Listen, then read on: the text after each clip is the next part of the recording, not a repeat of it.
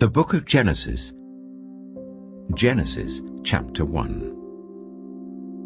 In the beginning, God created the heavens and the earth. Now the earth was formless and empty.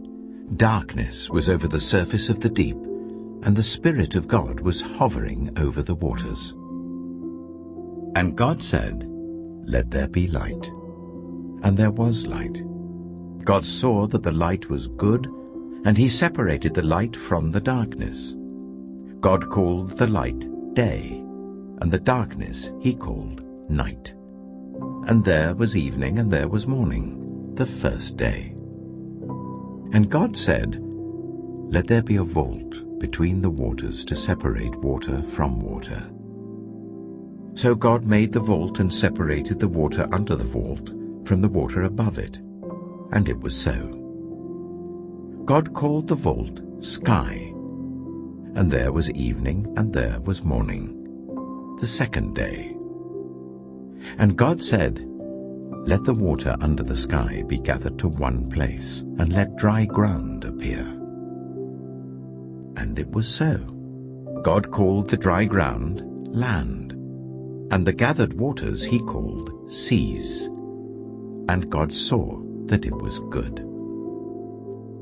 Then God said, "Let the land produce vegetation, seed-bearing plants, and trees on the land that bear fruit with seed in it, according to their various kinds."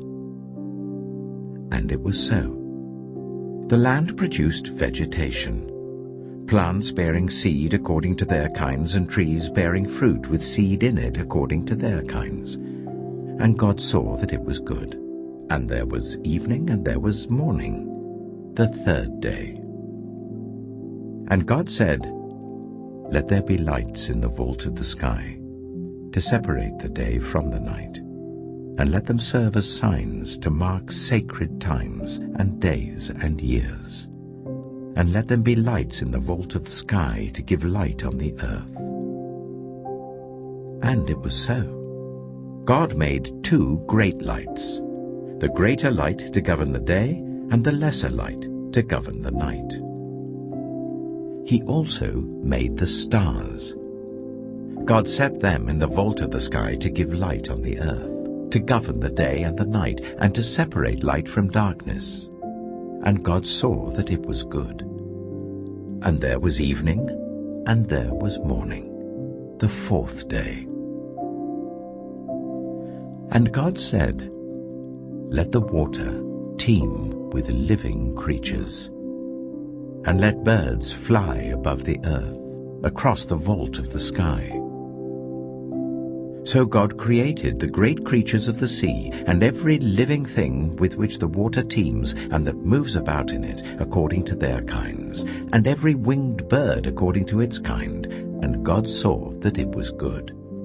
God blessed them and said, "Be fruitful, and increase in number, and fill the water in the seas, and let the birds increase on the earth." And there was evening, and there was morning, the fifth day. And God said, "Let the land produce living creatures according to their kinds, the livestock, the creatures that move along the ground, and the wild animals, each according to its kind." And it was so.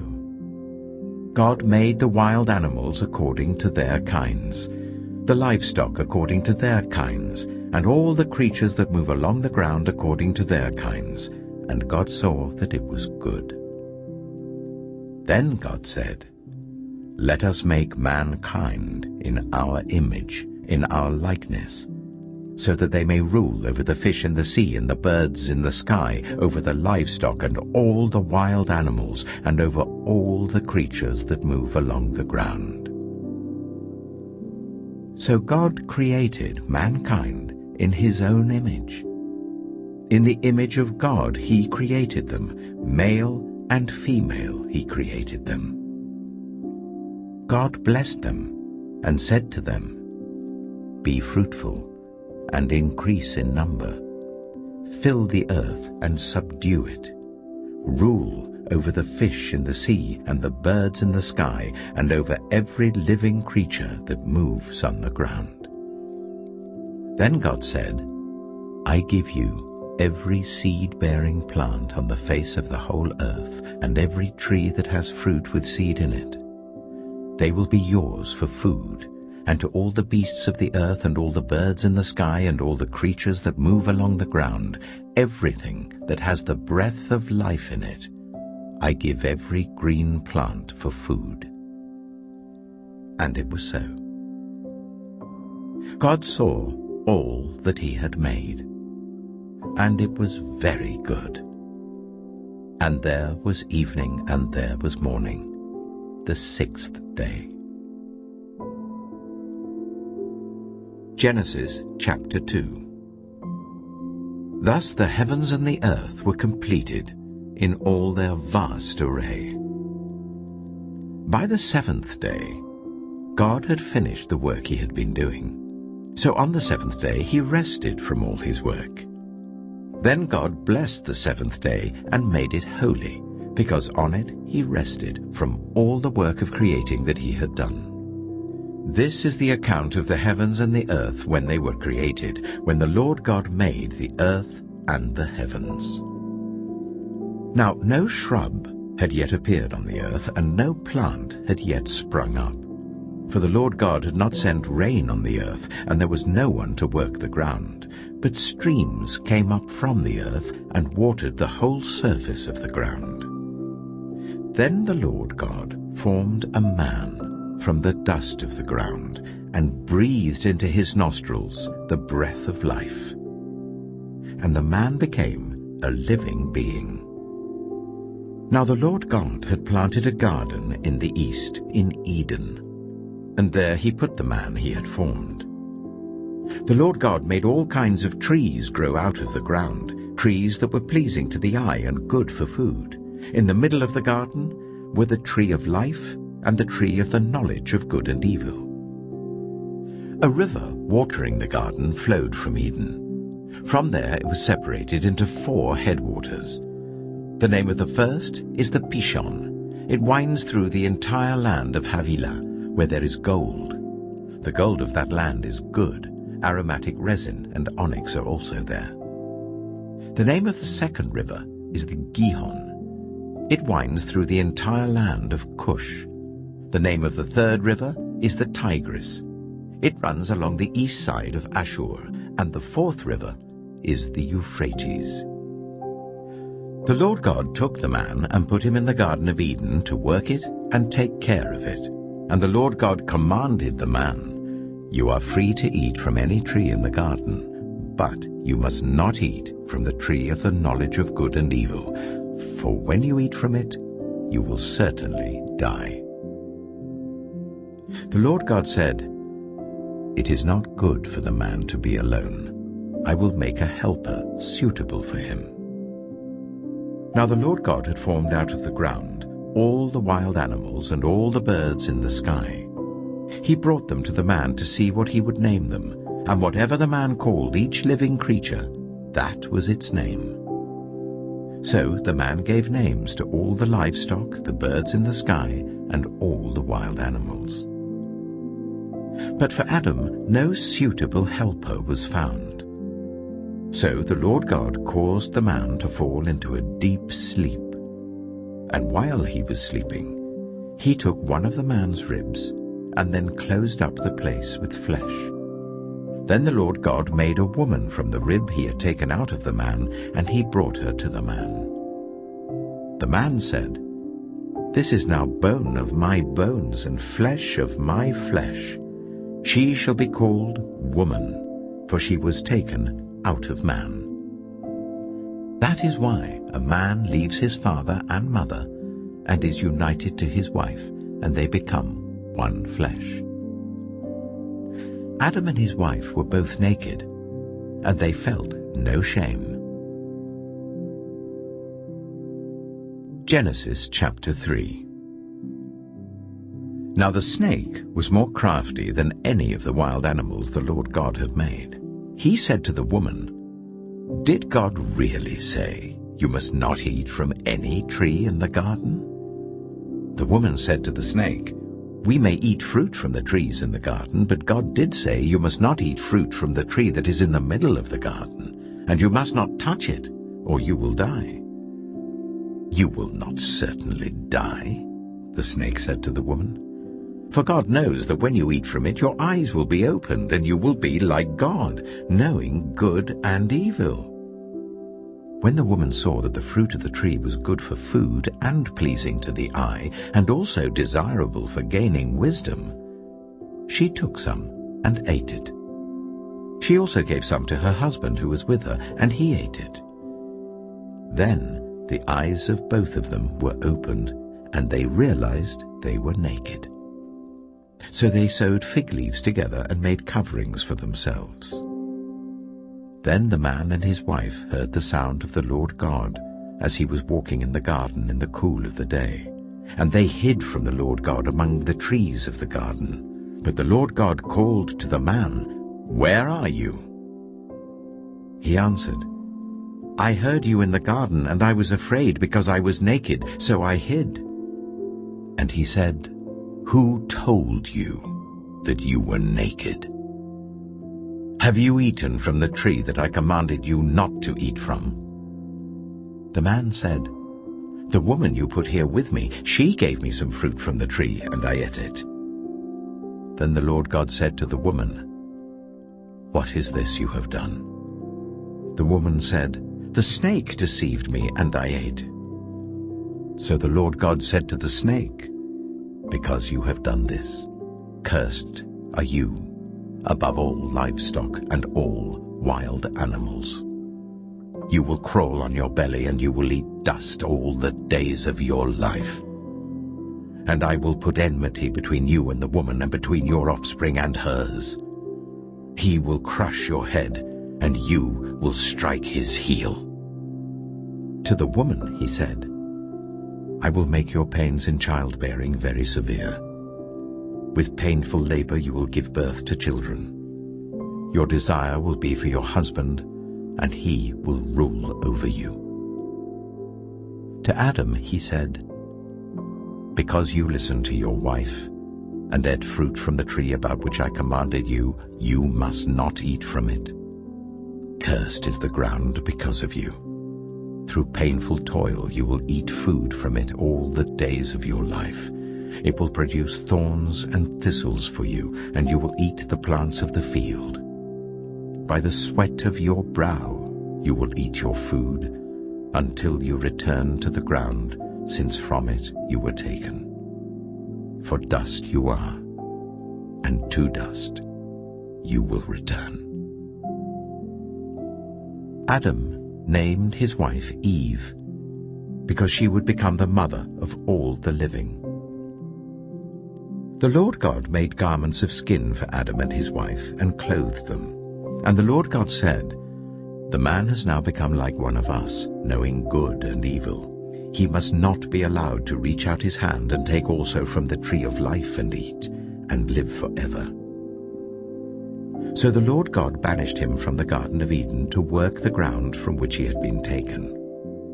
After he drove the man out, he placed on the east side of the Garden of Eden cherubim and a flaming sword, flashing back and forth to guard the way to the tree of life. Genesis chapter 4. Adam made love to his wife Eve, and she became pregnant and gave birth to Cain. She said, "With the help of the Lord I have brought forth a man." Later she gave birth to his brother Abel. Now Abel kept flocks, and Cain worked the soil. In the course of time, Cain brought some of the fruits of the soil as an offering to the Lord. But Abel also brought an offering, fat portions from some of the firstborn of his flock. The Lord looked with favor on Abel and his offering, but on Cain and his offering he did not look with favor. So Cain was very angry, and his face was downcast. Then the Lord said to Cain, "Why are you angry? Why is your face downcast? If you do what is right, Will you not be accepted? But if you do not do what is right, sin is crouching at your door. It desires to have you, but you must rule over it. Now Cain said to his brother Abel, "Let's go out to the field." While they were in the field, Cain attacked his brother Abel and killed him. Then the Lord said to Cain, "Where is your brother Abel?" "I don't know," he replied. "Am I my brother's keeper?" The Lord said, "What have you done? Listen, your brother's blood cries out to me from the ground. Now you are under a curse and driven from the ground, which opened its mouth to receive your brother's blood from your hand. When you work the ground, it will no longer yield its crops for you. You will be a restless wanderer on the earth." Cain said to the Lord, "My punishment is more than I can bear. Today you are driving me from the land, and I will be hidden from your presence. I will be a restless wanderer on the earth, and whoever finds me will kill me." But the Lord said to him, "Not so. Anyone who kills Cain will suffer vengeance 7 times over." Then the Lord put a mark on Cain, so that no one who found him would kill him. So Cain went out from the Lord's presence and lived in the land of Nod, east of Eden. Cain made love to his wife, and she became pregnant and gave birth to Enoch. Cain was then building a city, and he named it after his son Enoch. To Enoch was born Irad, and Irad was the father of Mehujael, and Mehujael was the father of Methusael, and Methusael was the father of Lamech. Lamech married 2 women, one named Adah and the other Zillah. Adah gave birth to Jabal. He was the father of those who live in tents and raise livestock. His brother's name was Jubal. He was the father of all who play stringed instruments and pipes. Zillah also had a son, Tubal-Cain, who forged all kinds of tools out of bronze and iron. Tubal-Cain's sister was Naamah. Lamech said to his wives, "Adah and Zillah, listen to me. Wives of Lamech, hear my words. I have killed a man for wounding me, a young man for injuring me. If Cain is avenged 7 times, then Lamech 77 times." Adam made love to his wife again, and she gave birth to a son and named him Seth, saying, "God has granted me another child in place of Abel, since Cain killed him." Seth also had a son, and he named him Enosh. At that time, people began to call on the name of the Lord. Genesis chapter 5. This is the written account of Adam's family line. When God created mankind, he made them in the likeness of God. He created them male and female and blessed them, and he named them mankind when they were created. When Adam had lived 130 years, he had a son in his own likeness, in his own image, and he named him Seth. After Seth was born, Adam lived 800 years and had other sons and daughters. Altogether, Adam lived a total of 930 years, and then he died. When Seth had lived 105 years, he became the father of Enosh. After he became the father of Enosh, Seth lived 807 years and had other sons and daughters. Altogether, Seth lived a total of 912 years, and then he died. When Enosh had lived 90 years, he became the father of Kenan. After he became the father of Kenan, Enosh lived 815 years and had other sons and daughters. Altogether, Enosh lived a total of 905 years, and then he died. When Kenan had lived 70 years, he became the father of Mahalalel. After he became the father of Mahalalel, Kenan lived 840 years and had other sons and daughters. Altogether, Kenan lived a total of 910 years, and then he died. When Mahalalel had lived 65 years, he became the father of Jared. After he became the father of Jared, Mahalalel lived 830 years and had other sons and daughters. Altogether, Mahalalel lived a total of 895 years, and then he died. When Jared had lived 162 years, he became the father of Enoch. After he became the father of Enoch, Jared lived 800 years and had other sons and daughters.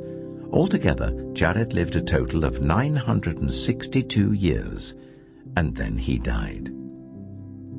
When Enoch had lived 65 years, he became the father of Methuselah.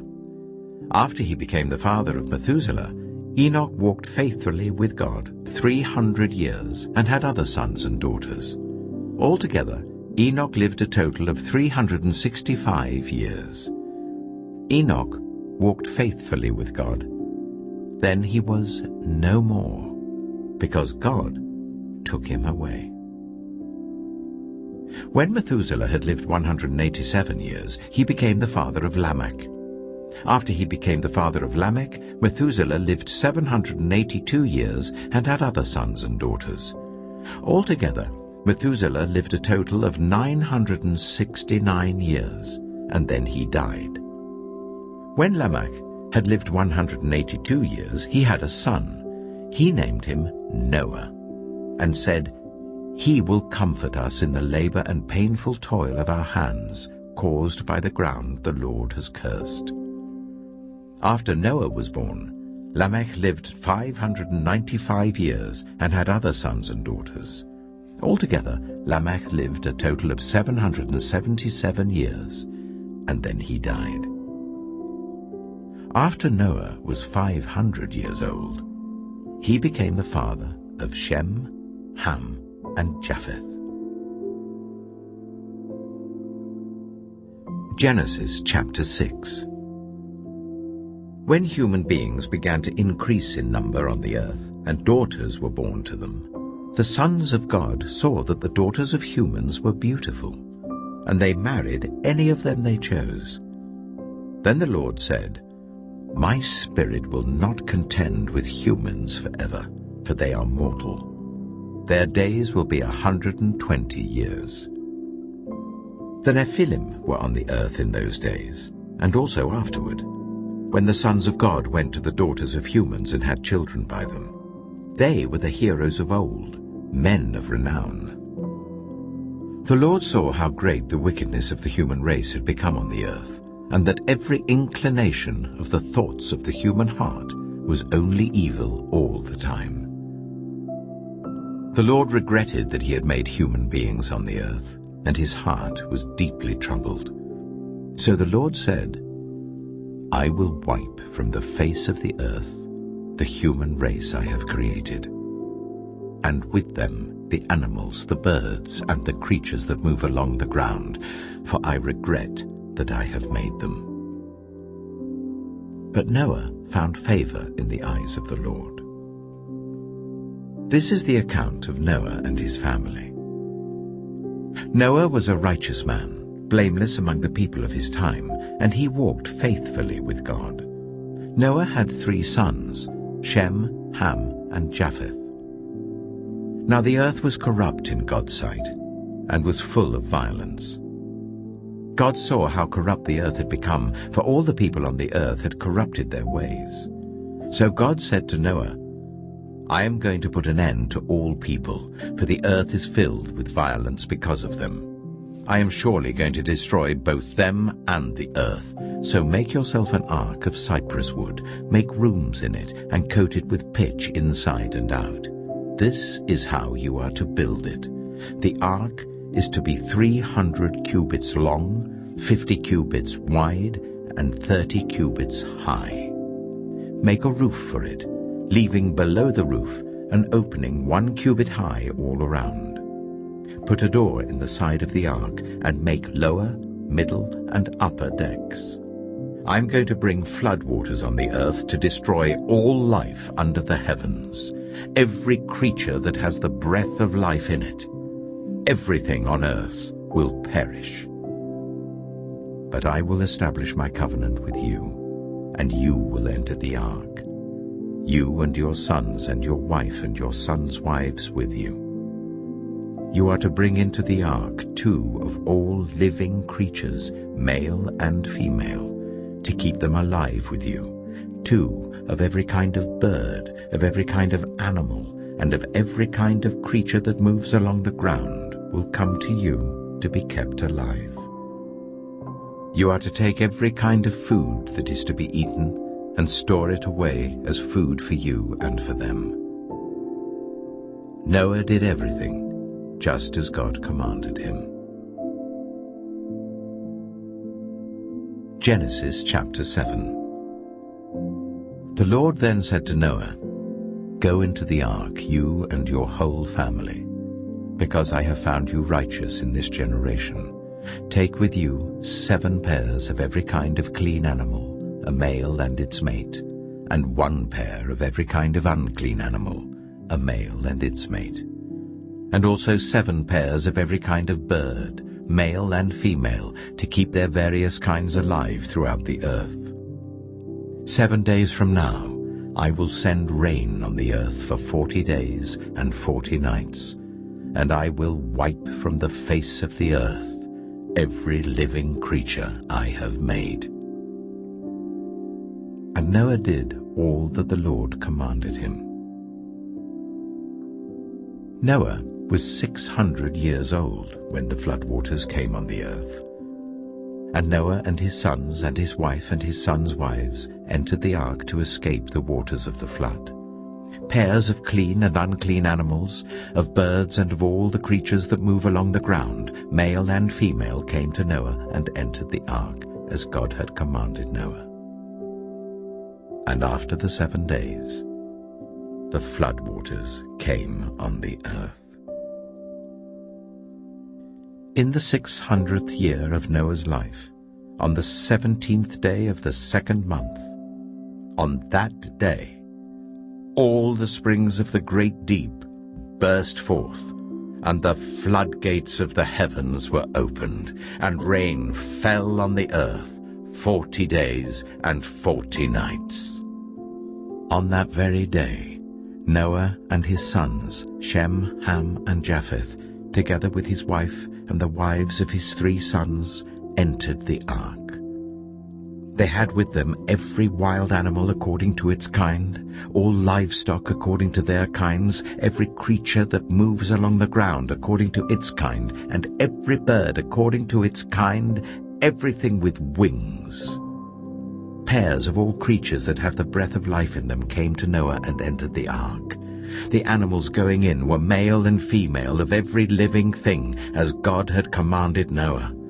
Then the Lord shut him in. For 40 days the flood kept coming on the earth. And as the waters increased, they lifted the ark high above the earth. The waters rose and increased greatly on the earth, and the ark floated on the surface of the water. They rose greatly on the earth, and all the high mountains under the entire heavens were covered. The waters rose and covered the mountains to a depth of more than 15 cubits. Every living thing that moved on land perished. Birds, livestock, wild animals, all the creatures that swarm over the earth, and all mankind. Everything on dry land that had the breath of life in its nostrils died. Every living thing on the face of the earth was wiped out, people and animals and the creatures that move along the ground, and the birds were wiped from the earth. Only Noah was left, and those with him in the ark. The waters flooded the earth for 150 days. Genesis chapter 8. But God remembered Noah and all the wild animals and the livestock that were with him in the ark. And he sent a wind over the earth, and the waters receded. Now the springs of the deep and the floodgates of the heavens had been closed, and the rain had stopped falling from the sky. The water receded steadily from the earth. At the end of the 150 days, the water had gone down. And on the 17th day of the 7th month, the ark came to rest on the mountains of Ararat. The waters continued to recede until the 10th month, and on the first day of the 10th month, the tops of the mountains became visible. After 40 days, Noah opened a window he had made in the ark and sent out a raven, and it kept flying back and forth until the water had dried up from the earth. Then he sent out a dove to see if the water had receded from the surface of the ground. But the dove could find nowhere to perch because there was water over all the surface of the earth. So it returned to Noah in the ark. He reached out his hand and took the dove and brought it back to himself in the ark. He waited 7 more days and again sent out the dove from the ark. When the dove returned to him in the evening, there in its beak was a freshly plucked olive leaf. Then Noah knew that the water had receded from the earth.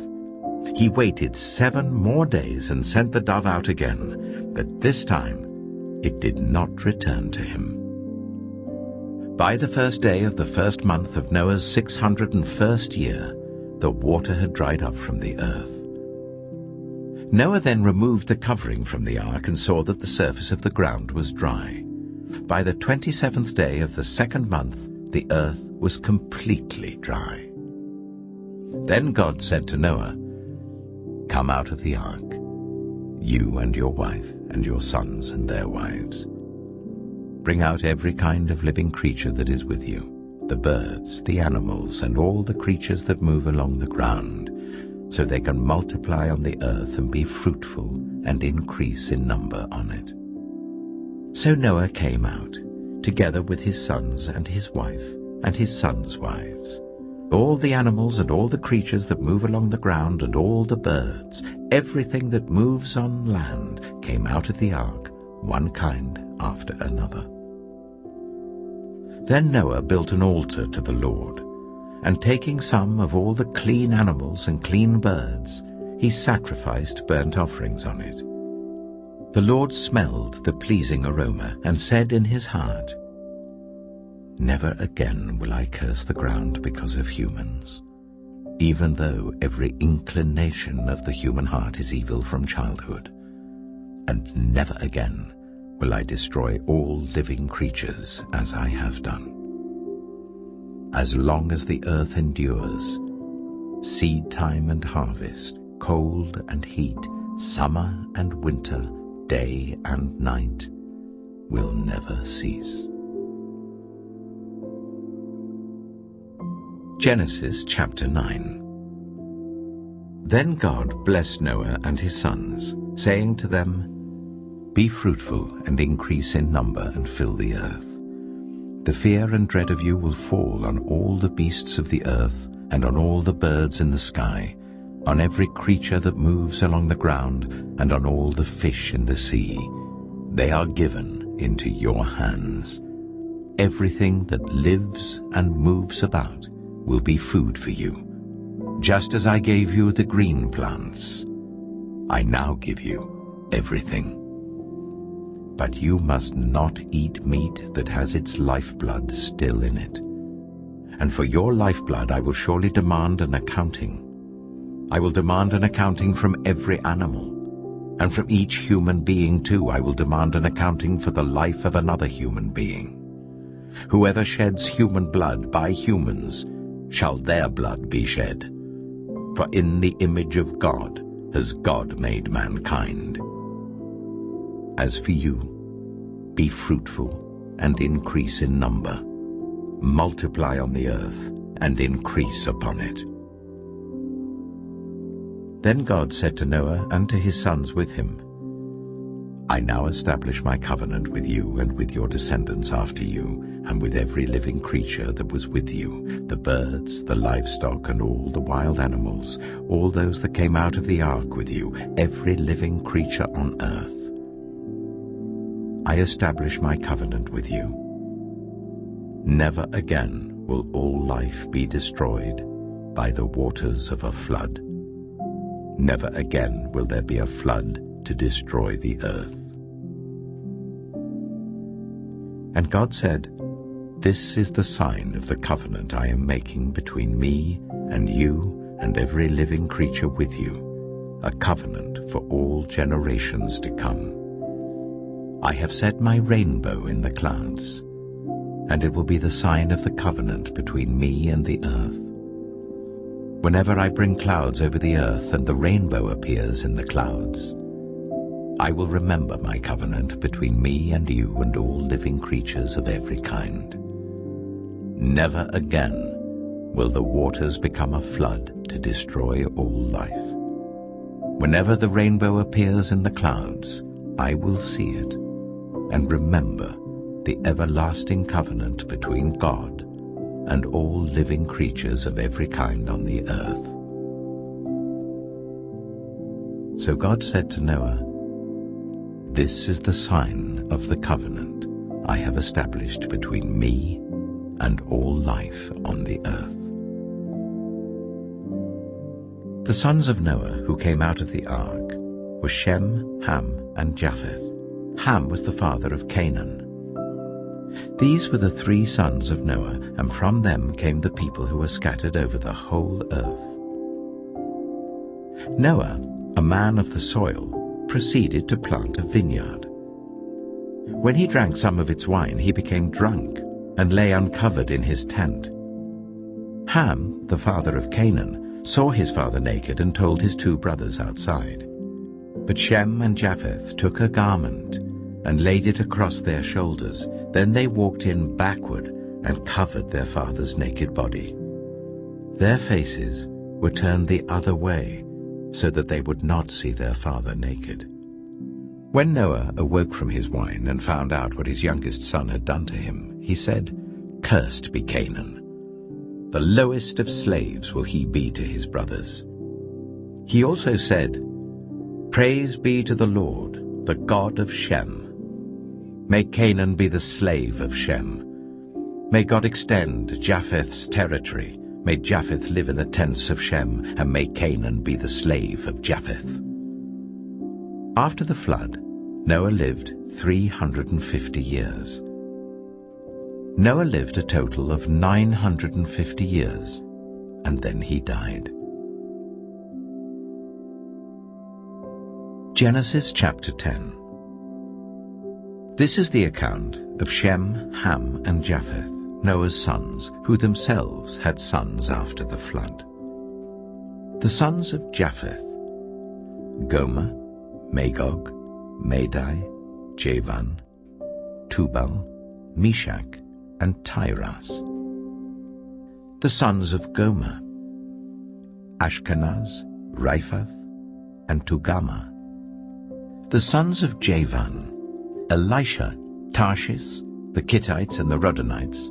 From these the maritime peoples spread out into their territories by their clans within their nations, each with its own language. The sons of Ham: Cush, Egypt, Put, and Canaan. The sons of Cush: Seba, Havilah, Sabta, Reamah, and Sabtika. The sons of Reamah: Sheba and Dedan. Cush was the father of Nimrod, who became a mighty warrior on the earth. He was a mighty hunter before the Lord. That is why it is said, like Nimrod, a mighty hunter before the Lord. The first centers of his kingdom were Babylon, Uruk, Akkad, and Calnu in Shinar. From that land he went to Assyria, where he built Nineveh, Rehoboth, Calah, and Resen, which is between Nineveh and Calah, which is the great city. Egypt was the father of the Ludites, Anamites, Lehabites, Naphtuhites, Pathrusites, Casluhites, from whom the Philistines came, and Caphtorites. Canaan was the father of Sidon his firstborn, and of the Hittites, Jebusites, Amorites, Girgashites, Hivites, Archites, Sinites, Arvadites, Zemarites, and Hamathites. Later the Canaanites' clans scattered, And the borders of Canaan reached from Sidon towards Gerar as far as Gaza, and then toward Sodom, Gomorrah, Admah, and Zeboim as far as Lasha. These are the sons of Ham by their clans and languages, in their territories and nations. Sons were also born to Shem, whose older brother was Japheth. Shem was the ancestor of all the sons of Eber. The sons of Shem: Elam, Ashur, Arphaxad, Lud, and Aram. The sons of Aram: Az, Hul, Gether, and Meshech. Arphaxad was the father of Shelah, and Shelah the father of Eber. 2 sons were born to Eber. One was named Peleg, because in his time the earth was divided. His brother was named Joktan. Joktan was the father of Almodad, Sheleph, Hazamepheth, Jirah, Hadoram, Uzal, Dilah, Obal, Abimael, Sheba, Ophir, Havilah, and Jobab. All these were sons of Joktan. The region where they lived stretched from Mesha towards Sephar in the eastern hill country. These are the sons of Shem by their clans and languages, in their territories and nations. These are the clans of Noah's sons, according to their lines of descent within their nations. From these, the nations spread out over the earth after the flood. Genesis chapter 11. Now the whole world had one language and a common speech. As people moved eastward, they found a plain in Shinar and settled there.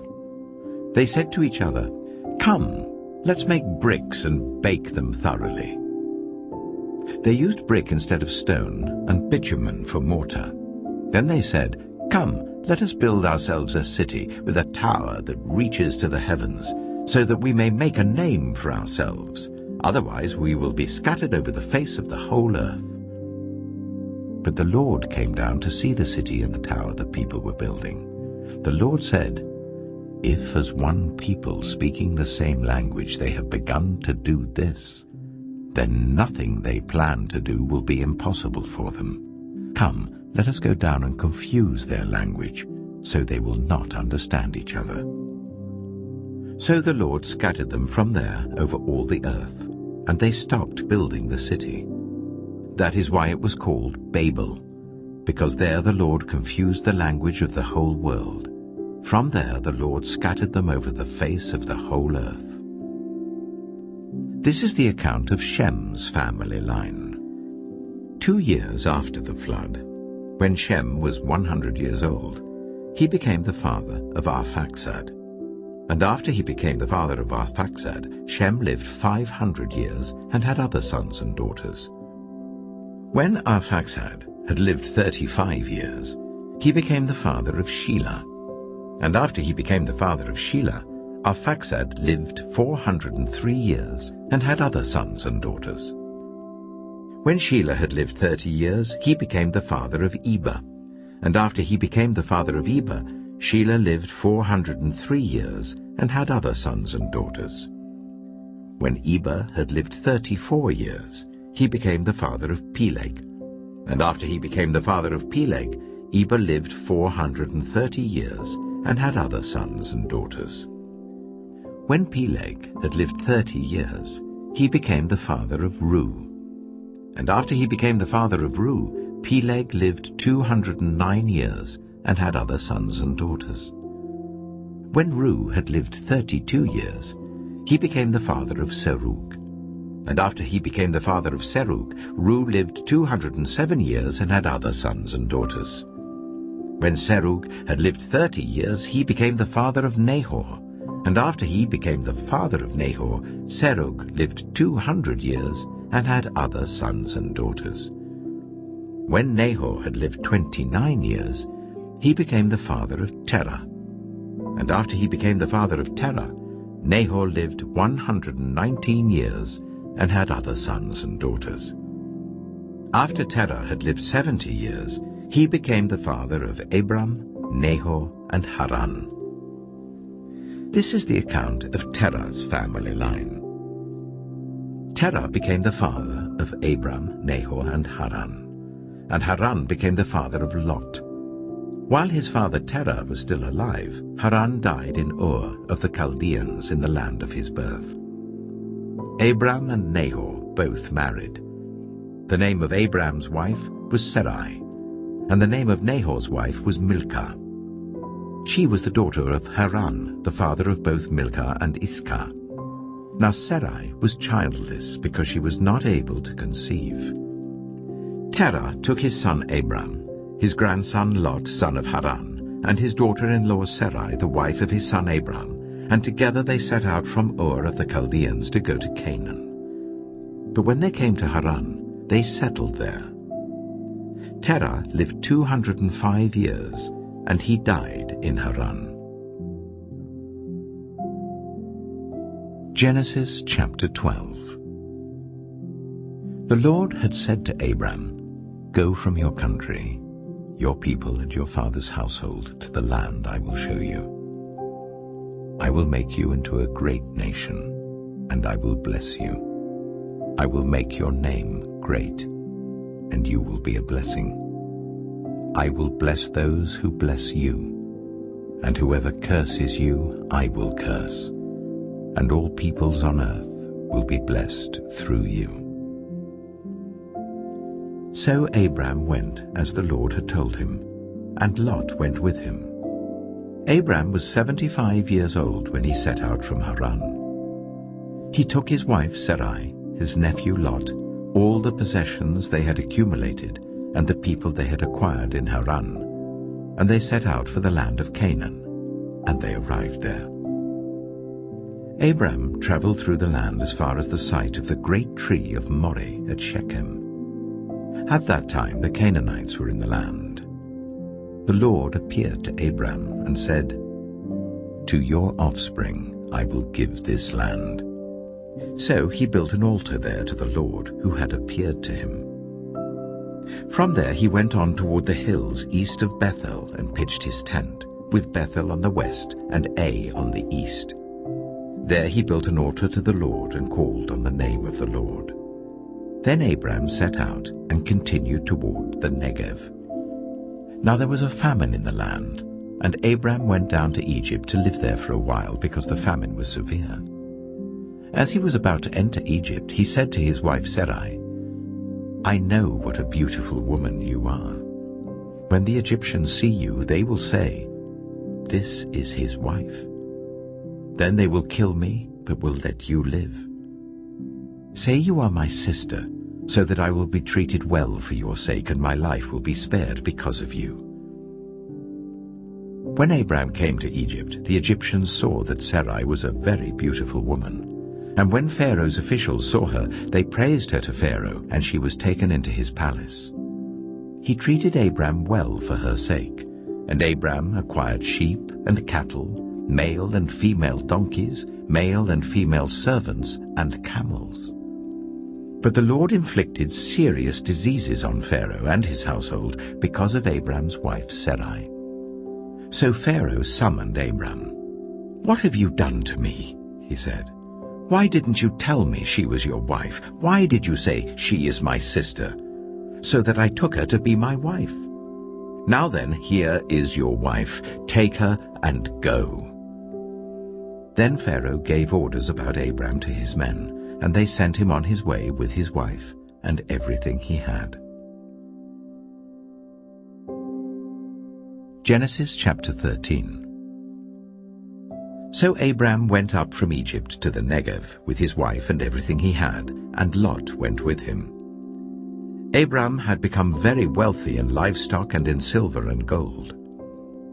From the Negev he went from place to place until he came to Bethel, to the place between Bethel and Ai where his tent had been earlier, and where he had first built an altar. There Abram called on the name of the Lord. Now Lot, who was moving about with Abram, also had flocks and herds and tents. But the land could not support them while they stayed together, for their possessions were so great that they were not able to stay together. And quarreling arose between Abram's herdsmen and Lot's. The Canaanites and Perizzites were also living in the land at that time. So Abram said to Lot, "Let's not have any quarreling between you and me and between your herdsmen and mine, for we are close relatives. Is not the whole land before you? Let's part company. If you go to the left, I'll go to the right. If you go to the right, I'll go to the left." Lot looked around and saw that the whole plain of the Jordan toward Zoar was well watered, like the garden of the Lord, like the land of Egypt. This was before the Lord destroyed Sodom and Gomorrah. So Lot chose for himself the whole plain of the Jordan and set out toward the east. The two men parted company. Abram lived in the land of Canaan, while Lot lived among the cities of the plain and pitched his tents near Sodom. Now the people of Sodom were wicked and were sinning greatly against the Lord. The Lord said to Abram after Lot had parted from him, "Look around from where you are to the north and south, to the east and west. All the land that you see, I will give to you and your offspring forever. I will make your offspring like the dust of the earth, so that if anyone could count the dust, then your offspring could be counted. Go, walk through the length and breadth of the land, for I am giving it to you." So Abram went to live near the great trees of Mamre at Hebron, where he pitched his tents. There he built an altar to the Lord. Genesis chapter 14. At the time when Amraphel was king of Shinar, Arioch, king of Elasar, Kedorlaomer, king of Elam, and Tidal, king of Goyim, these kings went to war against Bera, king of Sodom, Bersha, king of Gomorrah, Shinab, king of Admah, Shemeba, king of Zeboim, and the king of Bela, that is Zoar. All these latter kings joined forces in the valley of Siddim, that is the Dead Sea Valley. For 12 years they had been subject to Kedorlaomer, but in the 13th year they rebelled. In the 14th year, Kedorlaomer and the kings allied with him went out and defeated the Rephaites in Ashtaroth-Karnaim, the Zuzites in Ham, the Emites in Sheva, Kiriathaim, and the Horites in the hill country of Seir as far as El-Paran, near the desert. Then they turned back and went to En-Mishpat, that is Kadesh, and they conquered the whole territory of the Amalekites, as well as the Amorites who were living in Hazazon-Tamar. Then the king of Sodom, the king of Gomorrah, the king of Admah, the king of Zeboim, and the king of Bela, that is Zoar, marched out and drew up their battle lines in the valley of Siddim against Kedorlaomer, king of Elam, Tidal, king of Goim, Amraphel, king of Shinar, and Arioch, king of Elasar, 4 kings against 5. Now the valley of Siddim was full of tar pits, and when the kings of Sodom and Gomorrah fled, some of the men fell into them, and the rest fled to the hills. The 4 kings seized all the goods of Sodom and Gomorrah and all their food.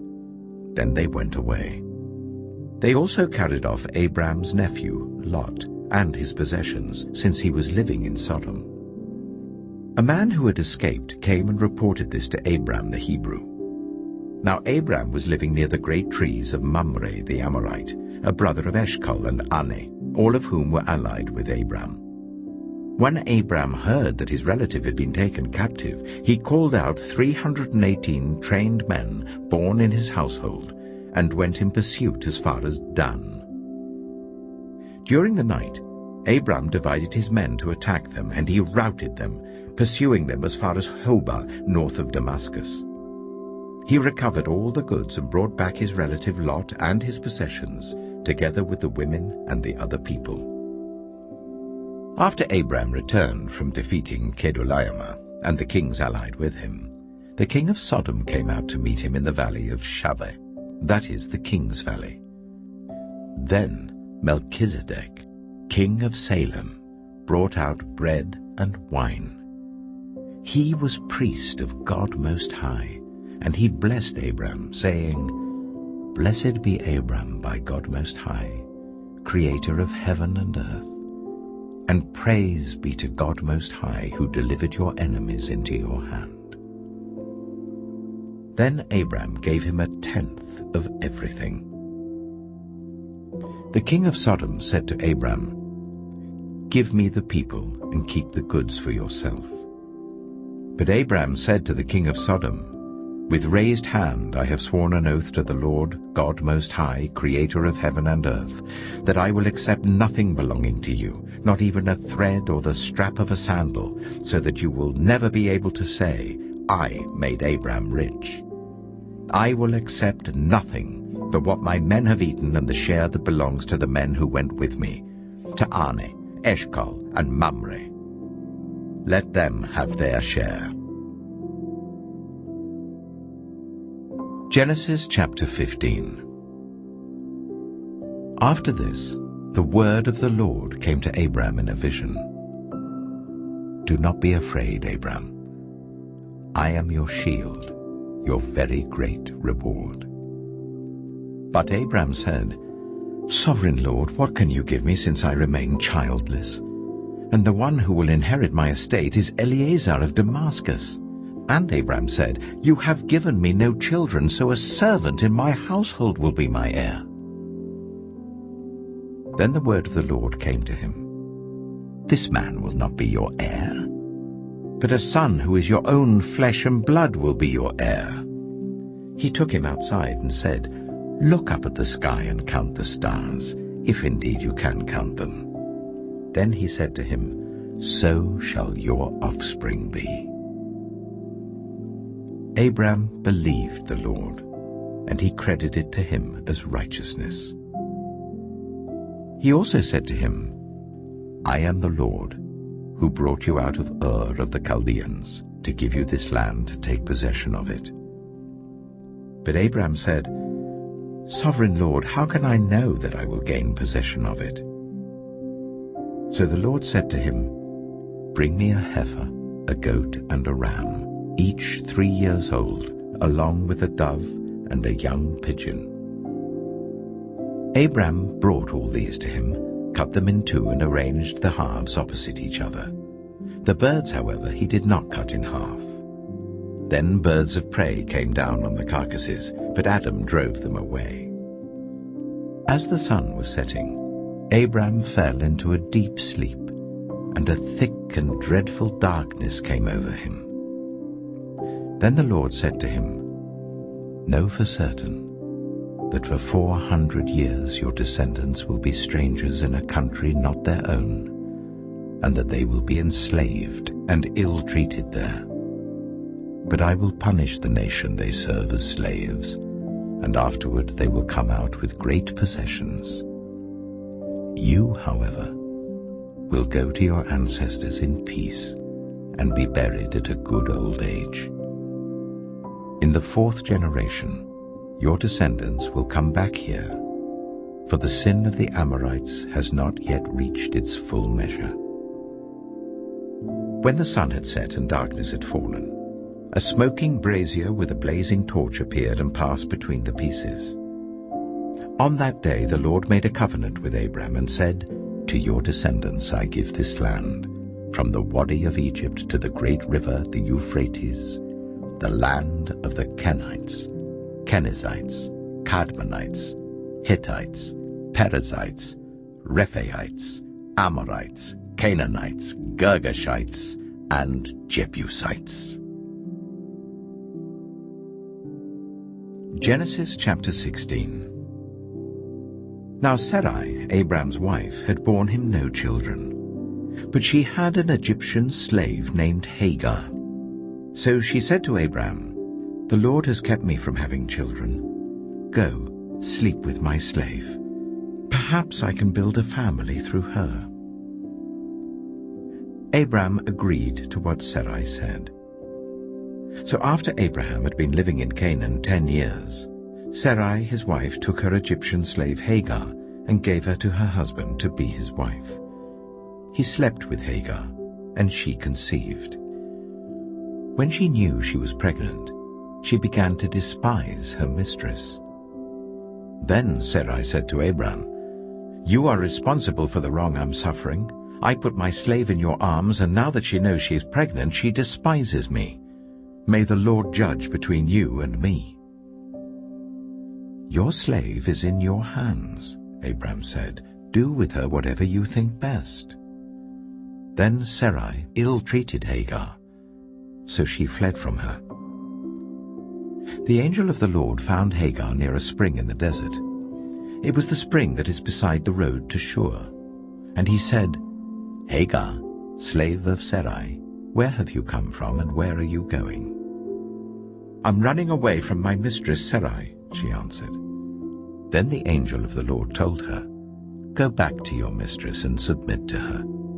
The angel added, "I will increase your descendants so much that they will be too numerous to count." The angel of the Lord also said to her, "You are now pregnant, and you will give birth to a son. You shall name him Ishmael, for the Lord has heard of your misery. He will be a wild donkey of a man. His hand will be against everyone, and everyone's hand against him, and he will live in hostility towards all his brothers." She gave this name to the Lord who spoke to her, "You are the God who sees me." For she said, "I have now seen the one who sees me." That is why the well was called Beer Lahai-roi. It is still there between Kadesh and Bered. So Hagar bore Abram a son, and Abram gave the name Ishmael to the son she had born. Abram was 86 years old when Hagar bore him Ishmael. Genesis chapter 17. When Abram was 99 years old, the Lord appeared to him and said, "I am God Almighty. Walk before me faithfully and be blameless. Then I will make my covenant between me and you, and will greatly increase your numbers." Abram fell face down, and God said to him, "As for me, this is my covenant with you. You will be the father of many nations. No longer will you be called Abram. Your name will be Abraham. For I have made you a father of many nations. I will make you very fruitful. I will make nations of you, and kings will come from you. I will establish my covenant as an everlasting covenant between me and you and your descendants after you for the generations to come, to be your God and the God of your descendants after you. The whole land of Canaan, where you now reside as a foreigner, I will give as an everlasting possession to you and your descendants after you, and I will be their God." Then God said to Abraham, "As for you, you must keep my covenant, you and your descendants after you for the generations to come. This is my covenant with you and your descendants after you, the covenant you are to keep. Every male among you shall be circumcised. You are to undergo circumcision, and it will be the sign of the covenant between me and you. For the generations to come, every male among you who is 8 days old must be circumcised, including those born in your household or bought with money from a foreigner. Those who are not your offspring, whether born in your household or bought with your money, they must be circumcised. My covenant in your flesh is to be an everlasting covenant. Any uncircumcised male who has not been circumcised in the flesh will be cut off from his people. He has broken my covenant." God also said to Abraham, "As for Sarai, your wife, you are no longer to call her Sarai. Her name will be Sarah. I will bless her and will surely give you a son by her. I will bless her, so she will be the mother of nations. Kings of peoples will come from her." Abraham fell face down. He laughed and said to himself, "Will a son be born to a man 100 years old? Will Sarah bear a child at the age of 90? And Abraham said to God, If only Ishmael might live under your blessing. Then God said, Yes, but your wife Sarah will bear you a son, and you will call him Isaac. I will establish my covenant with him as an everlasting covenant for his descendants after him. And as for Ishmael, I have heard you. I will surely bless him. I will make him fruitful and will greatly increase his numbers. He will be the father of 12 rulers, and I will make him into a great nation. But my covenant I will establish with Isaac, whom Sarah will bear to you by this time next year. When he had finished speaking with Abraham, God went up from him. On that very day, Abraham took his son Ishmael, and all those born in his household or bought with his money, every male in his household, and circumcised them as God told him. Abraham was 99 years old when he was circumcised, and his son Ishmael was 13. Abraham and his son Ishmael were both circumcised on that very day. And every male in Abraham's household, including those born in his household or bought from a foreigner, was circumcised with him. Genesis chapter 18. The Lord appeared to Abraham near the great trees of Mamre, while he was sitting at the entrance to his tent in the heat of the day. Abraham looked up and saw 3 men standing nearby. When he saw them, he hurried from the entrance of his tent to meet them and bowed low to the ground. He said, If I have found favor in your eyes, my Lord, do not pass your servant by. Let a little water be brought, and then you may all wash your feet and rest under this tree. Let me get you something to eat, so you can be refreshed and then go on your way, now that you have come to your servant. Very well, they answered. Do as you say. So Abraham hurried into the tent to Sarah. Quick, he said, get 3 seahs of the finest flour and knead it and bake some bread. Then he ran to the herd and selected a choice tender calf and gave it to a servant who hurried to prepare it. He then brought some curds and milk and the calf that had been prepared and set these before them. While they ate, he stood near them under a tree. Where is your wife Sarah? They asked him. There in the tent, he said. Then one of them said, I will surely return to you about this time next year, and Sarah, your wife, will have a son. Now Sarah was listening at the entrance to the tent, which was behind him. Abraham and Sarah were already very old, and Sarah was past the age of childbearing. So Sarah laughed to herself as she thought, After I'm worn out and my Lord is old, will I now have this pleasure? Then the Lord said to Abraham, Why did Sarah laugh and say, Will I really have a child now that I am old? Is anything too hard for the Lord?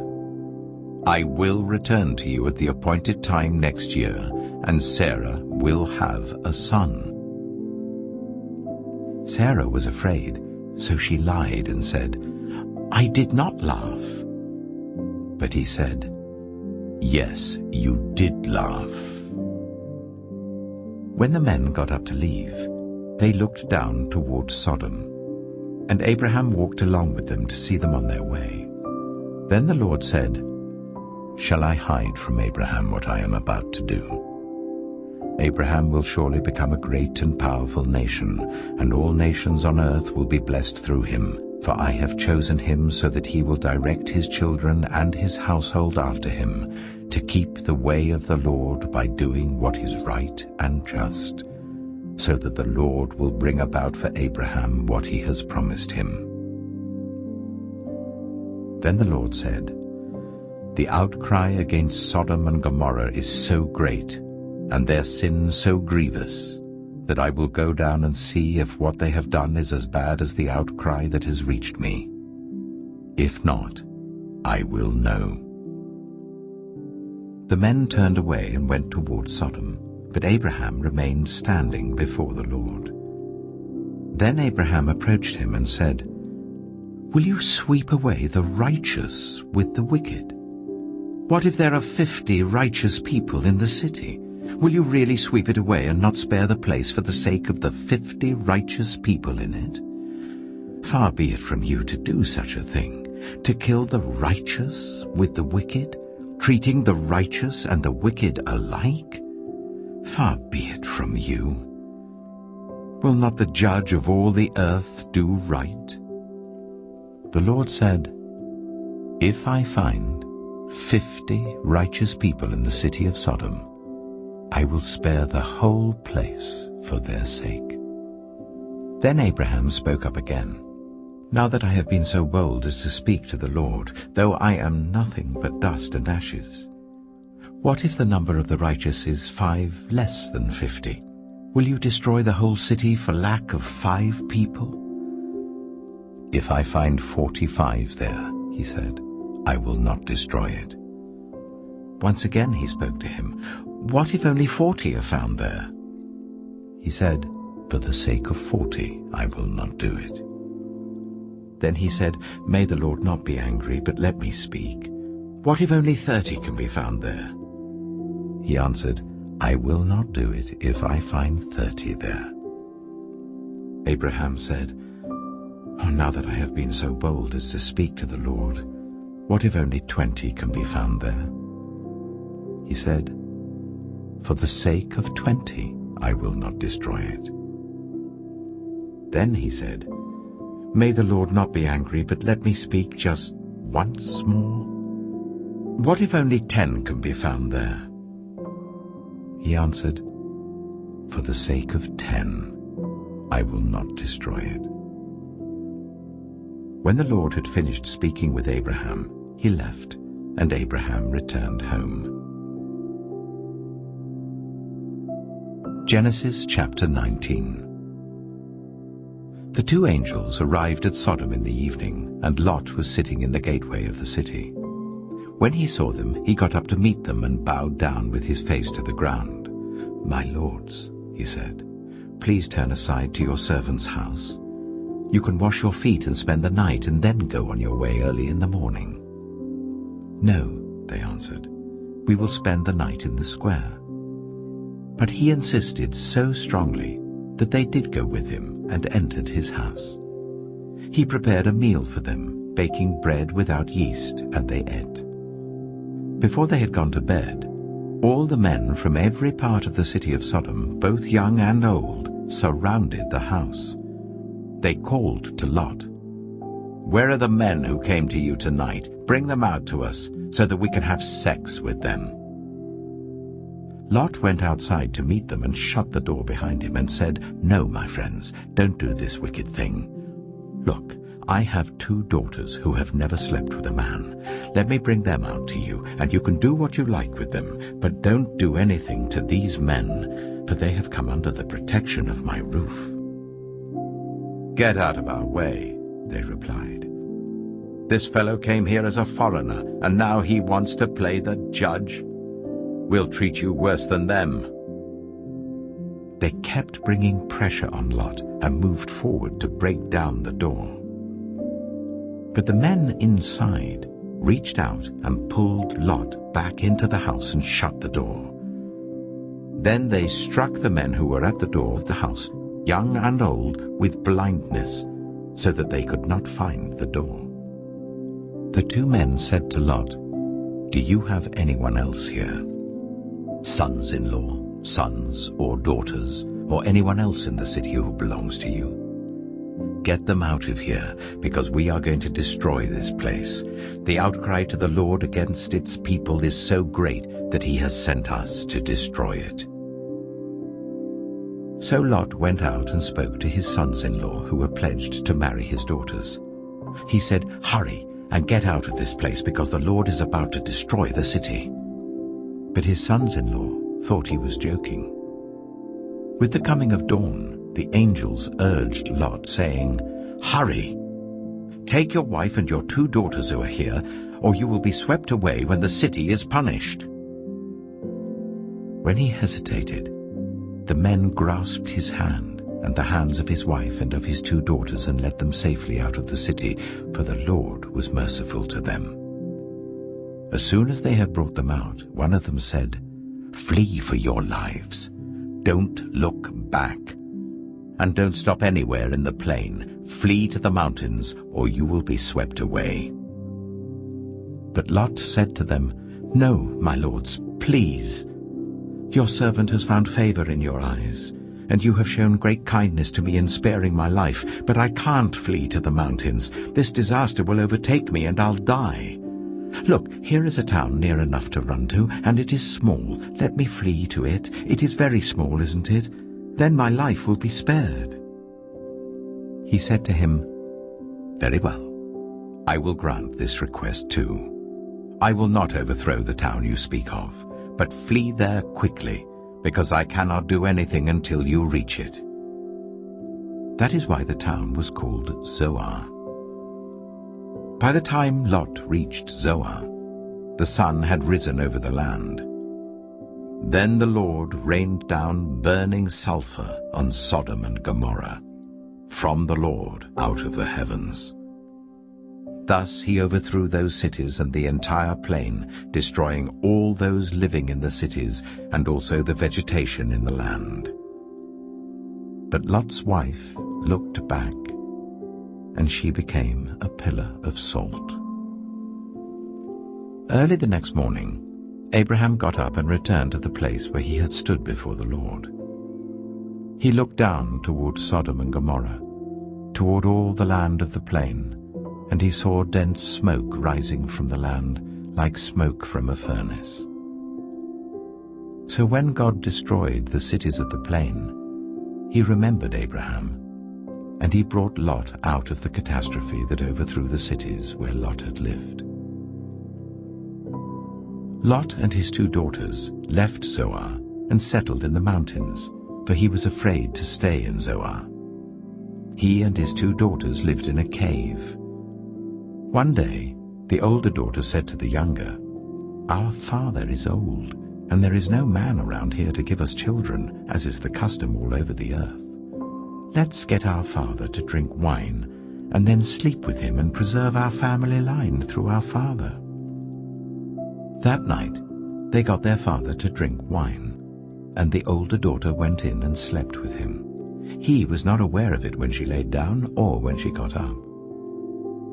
The next day, the older daughter said to the younger, "Last night I slept with my father. Let's get him to drink wine again tonight, and you go in and sleep with him, so we can preserve our family line through our father." So they got their father to drink wine that night also, and the younger daughter went in and slept with him. Again, he was not aware of it when she laid down or when she got up. So both of Lot's daughters became pregnant by their father. The older daughter had a son, and she named him Moab. He is the father of the Moabites of today. The younger daughter also had a son, and she named him Ben-Ami. He is the father of the Ammonites of today. Genesis chapter 20. Now Abraham moved on from there into the region of the Negev and lived between Kadesh and Shur. For a while he stayed in Gerar, and there Abraham said of his wife Sarah, "She is my sister." Then Abimelech, king of Gerar, sent for Sarah and took her. But God came to Abimelech in a dream one night and said to him, "You are as good as dead because of the woman you have taken. She is a married woman." Now Abimelech had not gone near her, so he said, "Lord, will you destroy an innocent nation? Did he not say to me, 'She is my sister'? And didn't she also say, 'He is my brother'? I've done this with a clear conscience and clean hands." Then God said to him in the dream, "Yes, I know you did this with a clear conscience. and so I have kept you from sinning against me. That is why I did not let you touch her.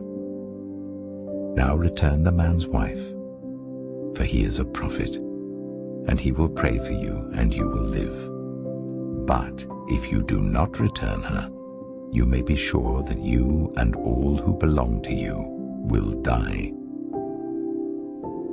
Early the next morning, Abimelech summoned all his officials, and when he told them all that had happened, they were very much afraid.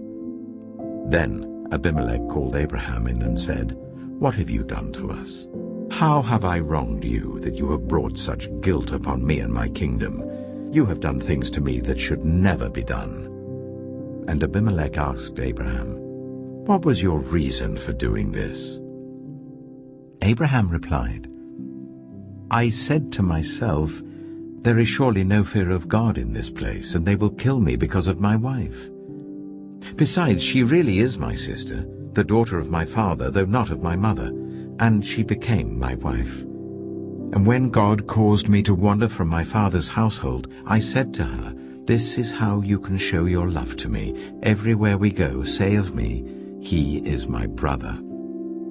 Then Abimelech brought sheep and cattle and male and female slaves and gave them to Abraham, and he returned Sarah his wife to him. And Abimelech said, "My land is before you. Live wherever you like." To Sarah he said, "I am giving your brother 1,000 shekels of silver. This is to cover the offense against you before all who are with you. You are completely vindicated." Then Abraham prayed to God, and God healed Abimelech, his wife, and his female slaves, so they could have children again. For the Lord had kept all the women in Abimelech's household from conceiving because of Abraham's wife Sarah. Genesis chapter 21. Now the Lord was gracious to Sarah, as he had said, and the Lord did for Sarah what he had promised. Sarah became pregnant and bore a son to Abraham in his old age, at the very time God had promised him. Abraham gave the name Isaac to the son Sarah bore him. When his son, Isaac, was 8 days old, Abraham circumcised him as God commanded him. Abraham was 100 years old when his son Isaac was born to him. Sarah said, "God has brought me laughter, and everyone who hears about this will laugh with me." And she added, "Who would have said to Abraham that Sarah would nurse children? Yet I have borne him a son in his old age." The child grew and was weaned, and on the day Isaac was weaned, Abraham held a great feast. But Sarah saw that the son whom Hagar the Egyptian had borne to Abraham was mocking, and she said to Abraham, "Get rid of that slave woman and her son, for that woman's son will never share in the inheritance with my son Isaac." The matter distressed Abraham greatly because it concerned his son. But God said to him, "Do not be so distressed about the boy and your slave woman. Listen to whatever Sarah tells you, because it is through Isaac that your offspring will be reckoned. I will make the son of the slave into a nation also, because he is your offspring." Early the next morning, Abraham took some food and a skin of water and gave them to Hagar. He set them on her shoulders and then sent her off with the boy. She went on her way and wandered in the desert of Beersheba. When the water in the skin was gone, she put the boy under one of the bushes. Then she went off and sat down about a bow shot away, for she thought, "I cannot watch the boy die." And as she sat there, she began to sob. God heard the boy crying. And the angel of God called to Hagar from heaven and said to her, "What is the matter, Hagar? Do not be afraid. God has heard the boy crying as he lies there. Lift the boy up and take him by the hand, for I will make him into a great nation." Then God opened her eyes, and she saw a well of water. So she went and filled the skin with water and gave the boy a drink. God was with the boy as he grew up, He lived in the desert and became an archer. While he was living in the desert of Paran, his mother got a wife for him from Egypt. At that time, Abimelech and Phicol, the commander of his forces, said to Abraham, "God is with you in everything you do. Now swear to me here before God that you will not deal falsely with me or my children or my descendants. Show to me and the country where you now reside as a foreigner the same kindness I have shown to you." Abraham said, "I swear it." Then Abraham complained to Abimelech about a well of water that Abimelech's servants had seized. But Abimelech said, "I don't know who has done this. You did not tell me, and I heard about it only today." So Abraham brought sheep and cattle and gave them to Abimelech, and the two men made a treaty. Abraham set apart 7 ewe lambs from the flock, and Abimelech asked Abraham, "What is the meaning of these 7 ewe lambs you have set apart by themselves?" He replied, "Accept these 7 lambs from my hand as a witness that I dug this well." So that place was called Beersheba, because the two men swore an oath there. After the treaty had been made at Beersheba, Abimelech and Phicol, the commander of his forces, returned to the land of the Philistines. Abraham planted a tamarisk tree in Beersheba, and there he called on the name of the Lord, the eternal God. And Abraham stayed in the land of the Philistines for a long time. Genesis chapter 22. Sometime later, God tested Abraham. He said to him, "Abraham." "Here I am," he replied. Then God said, "Take your son, your only son, whom you love, Isaac, and go to the region of Moriah. Sacrifice him there as a burnt offering on a mountain I will show you." Early the next morning, Abraham got up and loaded his donkey. He took with him 2 of his servants and his son Isaac. When he had cut enough wood for the burnt offering, he set out for the place God had told him about. On the 3rd day, Abraham looked up and saw the place in the distance. He said to his servants, "Stay here with the donkey while I and the boy go over there. We will worship and then we will come back to you." Abraham took the wood for the burnt offering and placed it on his son Isaac, and he himself carried the fire and the knife.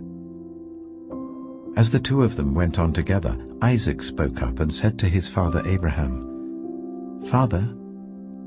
"Yes, my son," Abraham replied. "The fire and wood are here," Isaac said. "But where is the lamb for the burnt offering?" Abraham answered, "God himself will provide the lamb for the burnt offering, my son." And the 2 of them went on together. When they reached the place God had told him about, Abraham built an altar there and arranged the wood on it. He bound his son Isaac and laid him on the altar on top of the wood. Then he reached out his hand and took the knife to slay his son. But the angel of the Lord called out to him from heaven, "Abraham! Abraham!" "Here I am," he replied. "Do not lay a hand on the boy," he said. "Do not do anything to him. Now I know that you fear God, because you have not withheld from me your son, your only son." Abraham looked up, and there in the thicket he saw a ram caught by its horns. He went over and took the ram and sacrificed it as a burnt offering instead of his son. So Abraham called that place, "The Lord will provide," and to this day it is said, "On the mountain of the Lord it will be provided." The angel of the Lord called to Abraham from heaven a second time and said, "I swear by myself, declares the Lord, that because you have done this and have not withheld your son, your only son, I will surely bless you and make your descendants as numerous as the stars in the sky and as the sand on the seashore. Your descendants will take possession of the cities of their enemies, and through your offspring all nations on earth will be blessed, because you have obeyed me." Then Abraham returned to his servants, and they set off together for Beersheba. And Abraham stayed in Beersheba. Sometime later, Abraham was told, "Milcah is also a mother. She has borne sons to your brother Nahor.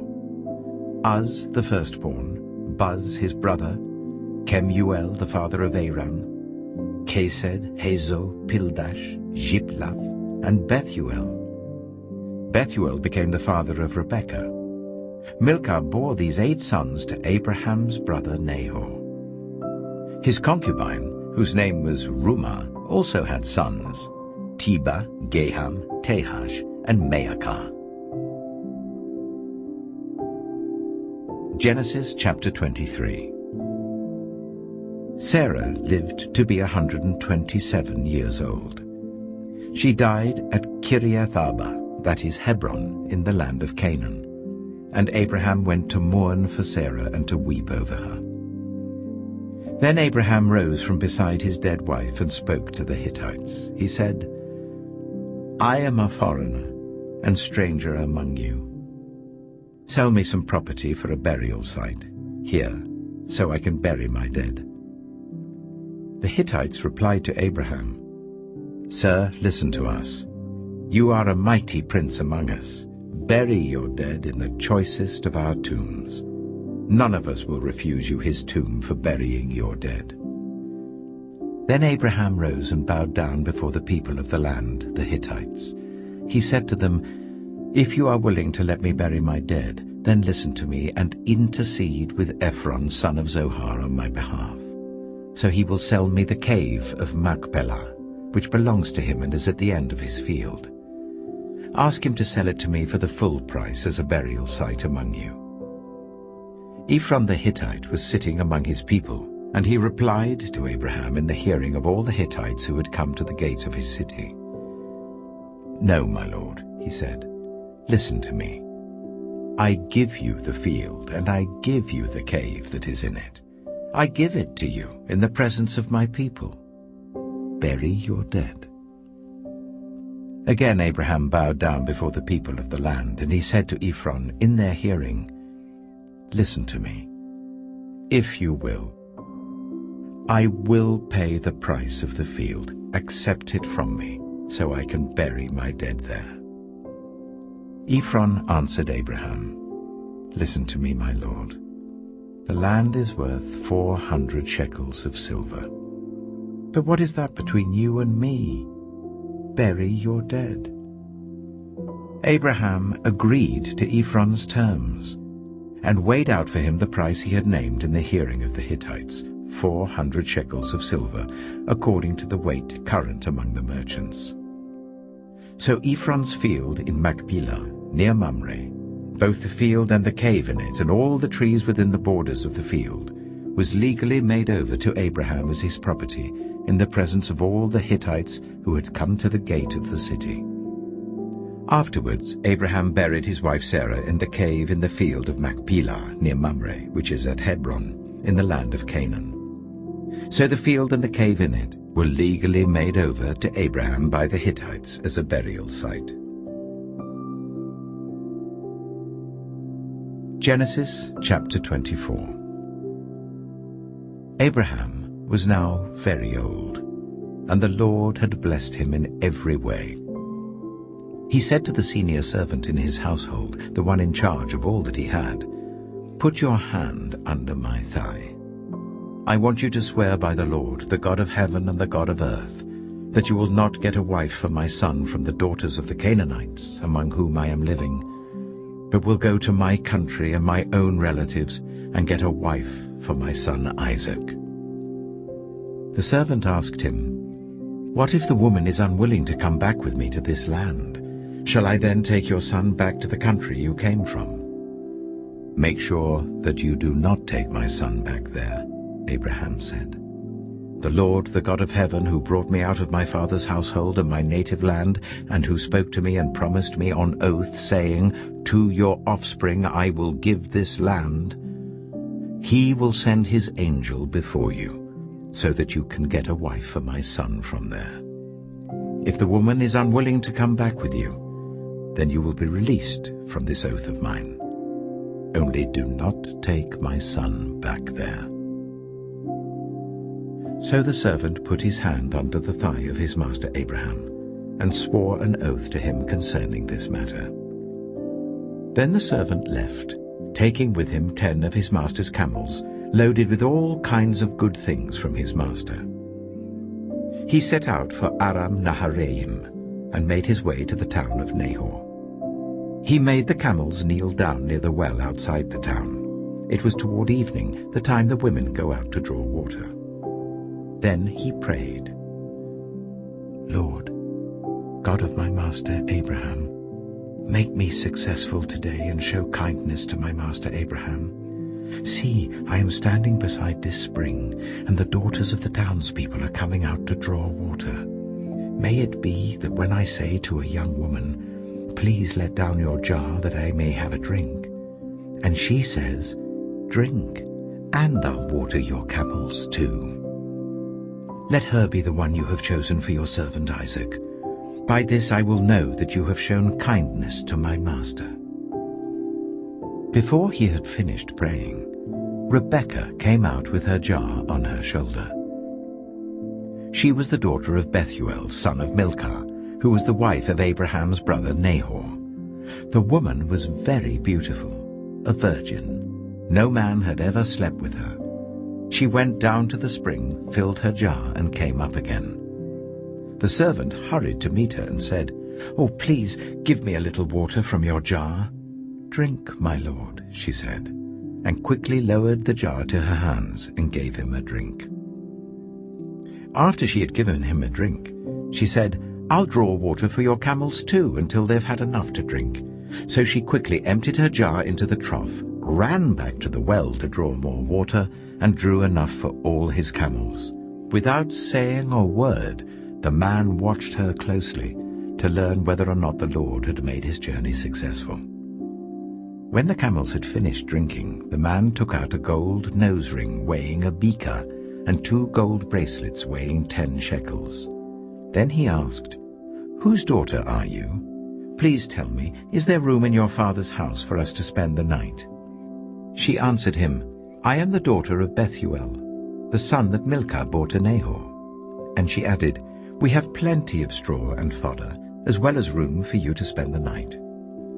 Then the man bowed down and worshipped the Lord, saying, "Praise be to the Lord, the God of my master Abraham, who has not abandoned his kindness and faithfulness to my master. As for me, the Lord has led me on the journey to the house of my master's relatives." The young woman ran and told her mother's household about these things.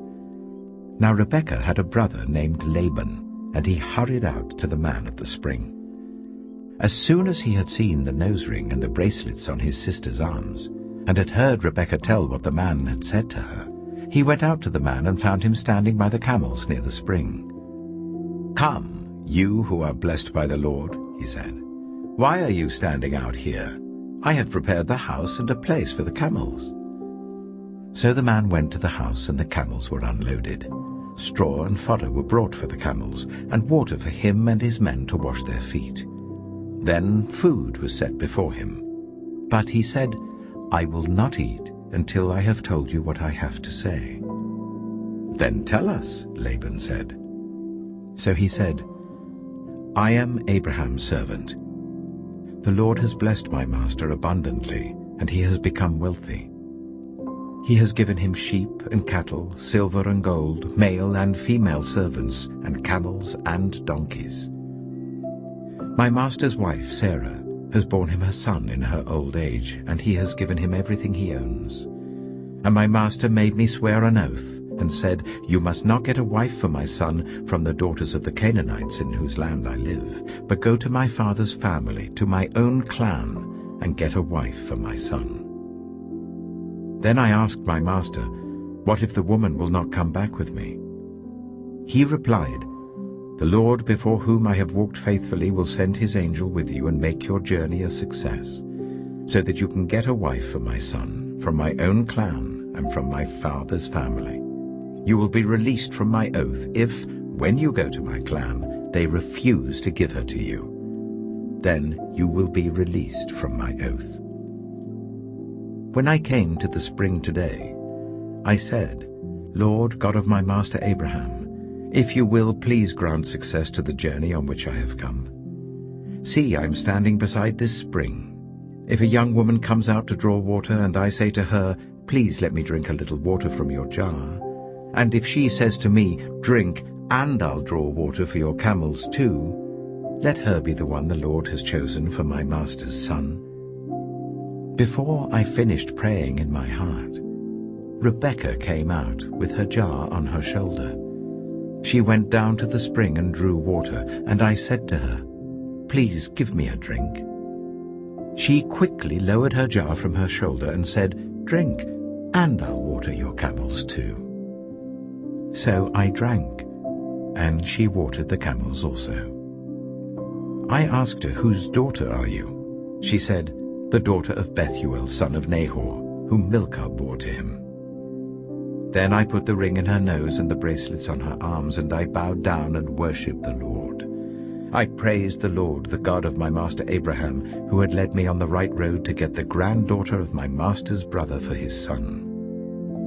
Now, if you will show kindness and faithfulness to my master, tell me. And if not, tell me, so I may know which way to turn." Laban and Bethuel answered, "This is from the Lord. We can say nothing to you one way or the other. Here is Rebekah. Take her and go, and let her become the wife of your master's son, as the Lord has directed." When Abraham's servant heard what they said, he bowed down to the ground before the Lord. Then the servant brought out gold and silver jewelry and articles of clothing and gave them to Rebekah. He also gave costly gifts to her brother and to her mother. Then he and the men who were with him ate and drank and spent the night there. When they got up the next morning, he said, "Send me on my way to my master." But her brother and her mother replied, "Let the young woman remain with us 10 days or so, then you may go." But he said to them, "Do not detain me, now that the Lord has granted success to my journey. Send me on my way so I may go to my master." Then they said, "Let's call the young woman and ask her about it." So they called Rebekah and asked her, "Will you go with this man?" "I will go," she said. So they sent their sister Rebekah on her way, along with her nurse and Abraham's servant and his men.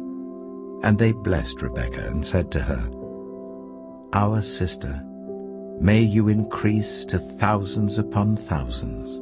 May your offspring possess the cities of their enemies." Then Rebekah and her attendants got ready and mounted the camels and went back with the man. So the servant took Rebekah and left. Now Isaac had come from Beer Lahai-roi, for he was living in the Negev. He went out to the field one evening to meditate. And as he looked up, he saw camels approaching. Rebekah also looked up and saw Isaac. She got down from her camel and asked the servant, "Who is that man in the field coming to meet us?" "He is my master," the servant answered. So she took her veil and covered herself. Then the servant told Isaac all he had done. Isaac brought her into the tent of his mother Sarah, and he married Rebekah. So she became his wife, and he loved her. And Isaac was comforted after his mother's death. Genesis chapter 25. Abraham had taken another wife, whose name was Keturah. She bore him Zimran, Jokshan, Medan, Midian, Ishbak, and Shua. Jokshan was the father of Sheba and Dedan. The descendants of Dedan were the Ashurites and Letoshites and the Lumites. The sons of Midian were Ephah, Epher, Hanok, Abida, and Eldaah. All these were descendants of Keturah. Abraham left everything he owned to Isaac. But while he was still living, he gave gifts to the sons of his concubines and sent them away from his son Isaac to the land of the east. Abraham lived 175 years. Then Abraham breathed his last and died at a good old age, an old man and full of years, and he was gathered to his people. His sons Isaac and Ishmael buried him in the cave of Machpelah, near Mamre, in the field of Ephron, son of Zohar the Hittite, the field Abraham had bought from the Hittites. There Abraham was buried with his wife Sarah. After Abraham's death, God blessed his son Isaac, who then lived near Beer Lahairoi. This is the account of the family line of Abraham's son Ishmael, whom Sarah's slave Hagar the Egyptian bore to Abraham. These are the names of the sons of Ishmael, listed in the order of their birth. Nebaioth, the firstborn of Ishmael, Kedah, Adbeel, Mibsam, Mishma, Duma, Massa, Hadad, Tema, Jitor, Nephish, and Kedema. These were the sons of Ishmael, and these are the names of the 12 tribal rulers according to their settlements and camps. Ishmael lived 137 years. He breathed his last and died, and he was gathered to his people. His descendants settled in the area from Havilah to Shur, near the eastern border of Egypt as you go towards Ashur. And they lived in hostility toward all the tribes related to them. This is the account of the family line of Abraham's son Isaac. Abraham became the father of Isaac, and Isaac was 40 years old when he married Rebekah, daughter of Bethuel the Aramean from Paddan Aram, and sister of Laban the Aramean. Isaac prayed to the Lord on behalf of his wife because she was childless. The Lord answered his prayer, and his wife Rebekah became pregnant. The babies jostled each other within her, and she said, "Why is this happening to me?" So she went to inquire of the Lord. The Lord said to her, "2 nations are in your womb, and 2 peoples from within you will be separated. 1 people will be stronger than the other, and the older will serve the younger." When the time came for her to give birth, there were twin boys in her womb. The first to come out was red, and his whole body was like a hairy garment, so they named him Esau.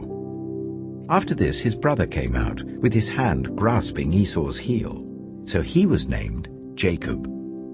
Isaac was 60 years old when Rebekah gave birth to them. The boys grew up, and Esau became a skillful hunter, a man of the open country, while Jacob was content to stay at home among the tents. Isaac, who had a taste for wild game, loved Esau, but Rebekah loved Jacob. Once, when Jacob was cooking some stew, Esau came in from the open country, famished. He said to Jacob, "Quick, let me have some of that red stew. I'm famished." That is why he was also called Edom. Jacob replied, "First sell me your birthright." "Look, I am about to die," Esau said. "What good is the birthright to me?" But Jacob said, "Swear to me first." So he swore an oath to him, selling his birthright to Jacob. Then Jacob gave Esau some bread and some lentil stew. He ate and drank and then got up and left. So Esau despised his birthright. Genesis chapter 26. Now there was a famine in the land, besides the previous famine in Abraham's time, And Isaac went to Abimelech, king of the Philistines, in Gerar. The Lord appeared to Isaac and said, "Do not go down to Egypt. Live in the land where I tell you to live. Stay in this land for a while, and I will be with you and will bless you. For to you and your descendants I will give all these lands and will confirm the oath I swore to your father Abraham. I will make your descendants as numerous as the stars in the sky, and will give them all these lands. And through your offspring all nations on earth will be blessed, because Abraham obeyed me and did everything I required of him, keeping my commands, my decrees, and my instructions." So Isaac stayed in Gerar. When the men of that place asked him about his wife, he said, "She is my sister," because he was afraid to say, "She is my wife." He thought, "The men of this place might kill me on account of Rebekah, because she is beautiful." When Isaac had been there a long time, Abimelech, king of the Philistines, looked down from a window and saw Isaac caressing his wife Rebekah. So Abimelech summoned Isaac and said, "She is really your wife. Why did you say, 'She is my sister'?" Isaac answered him, "Because I thought I might lose my life on account of her." Then Abimelech said, "What is this you have done to us? One of the men might well have slept with your wife, and you would have brought guilt upon us." So Abimelech gave orders to all the people, "Anyone who harms this man or his wife shall surely be put to death." Isaac planted crops in that land, and the same year reaped 100-fold, because the Lord blessed him. The man became rich, and his wealth continued to grow until he became very wealthy. He had so many flocks and herds and servants that the Philistines envied him. So all the wells that his father's servants had dug in the time of his father Abraham, the Philistines stopped up, filling them with earth. Then Abimelech said to Isaac, "Move away from us. You have become too powerful for us." So Isaac moved away from there and encamped in the valley of Gerar, where he settled.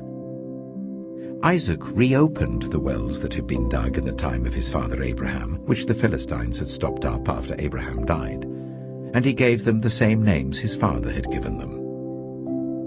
Isaac's servants dug in the valley and discovered a well of fresh water there.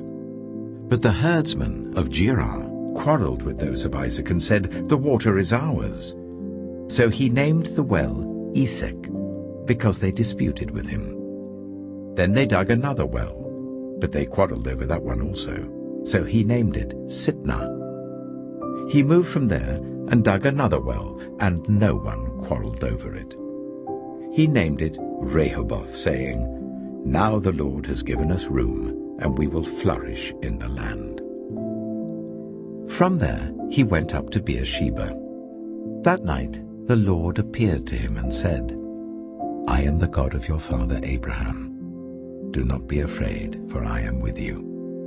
I will bless you and will increase the number of your descendants for the sake of my servant Abraham." Isaac built an altar there and called on the name of the Lord. There he pitched his tent, and there his servants dug a well. Meanwhile, Abimelech had come to him from Gerar with Uzzah, his personal adviser, and Phicol, the commander of his forces. Isaac asked them, "Why have you come to me, since you were hostile to me and sent me away?" They answered, "We saw clearly that the Lord was with you. So we said, there ought to be a sworn agreement between us and you. Let us make a treaty with you, that you will do us no harm, just as we did not harm you, but always treated you well and sent you away peacefully. And now you are blessed by the Lord." Isaac then made a feast for them, and they ate and drank. Early the next morning the men swore an oath to each other. Then Isaac sent them on their way, and they went away peacefully. That day Isaac's servants came and told him about the well they had dug. They said, "We've found water." He called it Sheba, and to this day the name of the town has been Beersheba. When Esau was 40 years old, he married Judith, daughter of Beeri the Hittite, and also Basemath, daughter of Elon the Hittite. They were a source of grief to Isaac and Rebekah. Genesis chapter 27. When Isaac was old and his eyes were so weak that he could no longer see, he called for Esau his older son and said to him, "My son." "Here I am," he answered. Isaac said, "I am now an old man and don't know the day of my death. Now then, get your equipment, your quiver and bow, and go out to the open country to hunt some wild game for me. Prepare me the kind of tasty food I like, and bring it to me to eat, so that I may give you my blessing before I die." Now Rebekah was listening as Isaac spoke to his son Esau. When Esau left for the open country to hunt game and bring it back, Rebekah said to her son Jacob, "Look, I overheard your father say to your brother Esau, 'Bring me some game and prepare me some tasty food to eat, so that I may give you my blessing in the presence of the Lord before I die.' Now, my son, listen carefully and do what I tell you. Go out to the flock and bring me 2 choice young goats, so I can prepare some tasty food for your father, just the way he likes it. Then take it to your father to eat, so that he may give you his blessing before he dies." Jacob said to Rebekah his mother, "But my brother Esau is a hairy man, while I have smooth skin. What if my father touches me? I would appear to be tricking him, and would bring down a curse on myself rather than a blessing." His mother said to him, "My son, let the curse fall on me. Just do what I say. Go and get them for me." So he went and got them and brought them to his mother, and she prepared some tasty food just the way his father liked it. Then Rebekah took the best clothes of Esau, her older son, which she had in the house, and put them on her younger son Jacob. She also covered his hands and the smooth part of his neck with the goat skins. Then she handed to her son Jacob the tasty food and the bread she had made. He went to his father and said, "My father?" "Yes, my son," he answered. "Who is it?" Jacob said to his father, "I am Esau, your firstborn. I have done as you told me. Please sit up and eat some of my game, so that you may give me your blessing." Isaac asked his son, "How did you find it so quickly, my son?" "The Lord your God gave me success," he replied. Then Isaac said to Jacob, "Come near so I can touch you, my son, to know whether you really are my son Esau or not." Jacob went close to his father Isaac, who touched him and said, "The voice is the voice of Jacob, but the hands are the hands of Esau."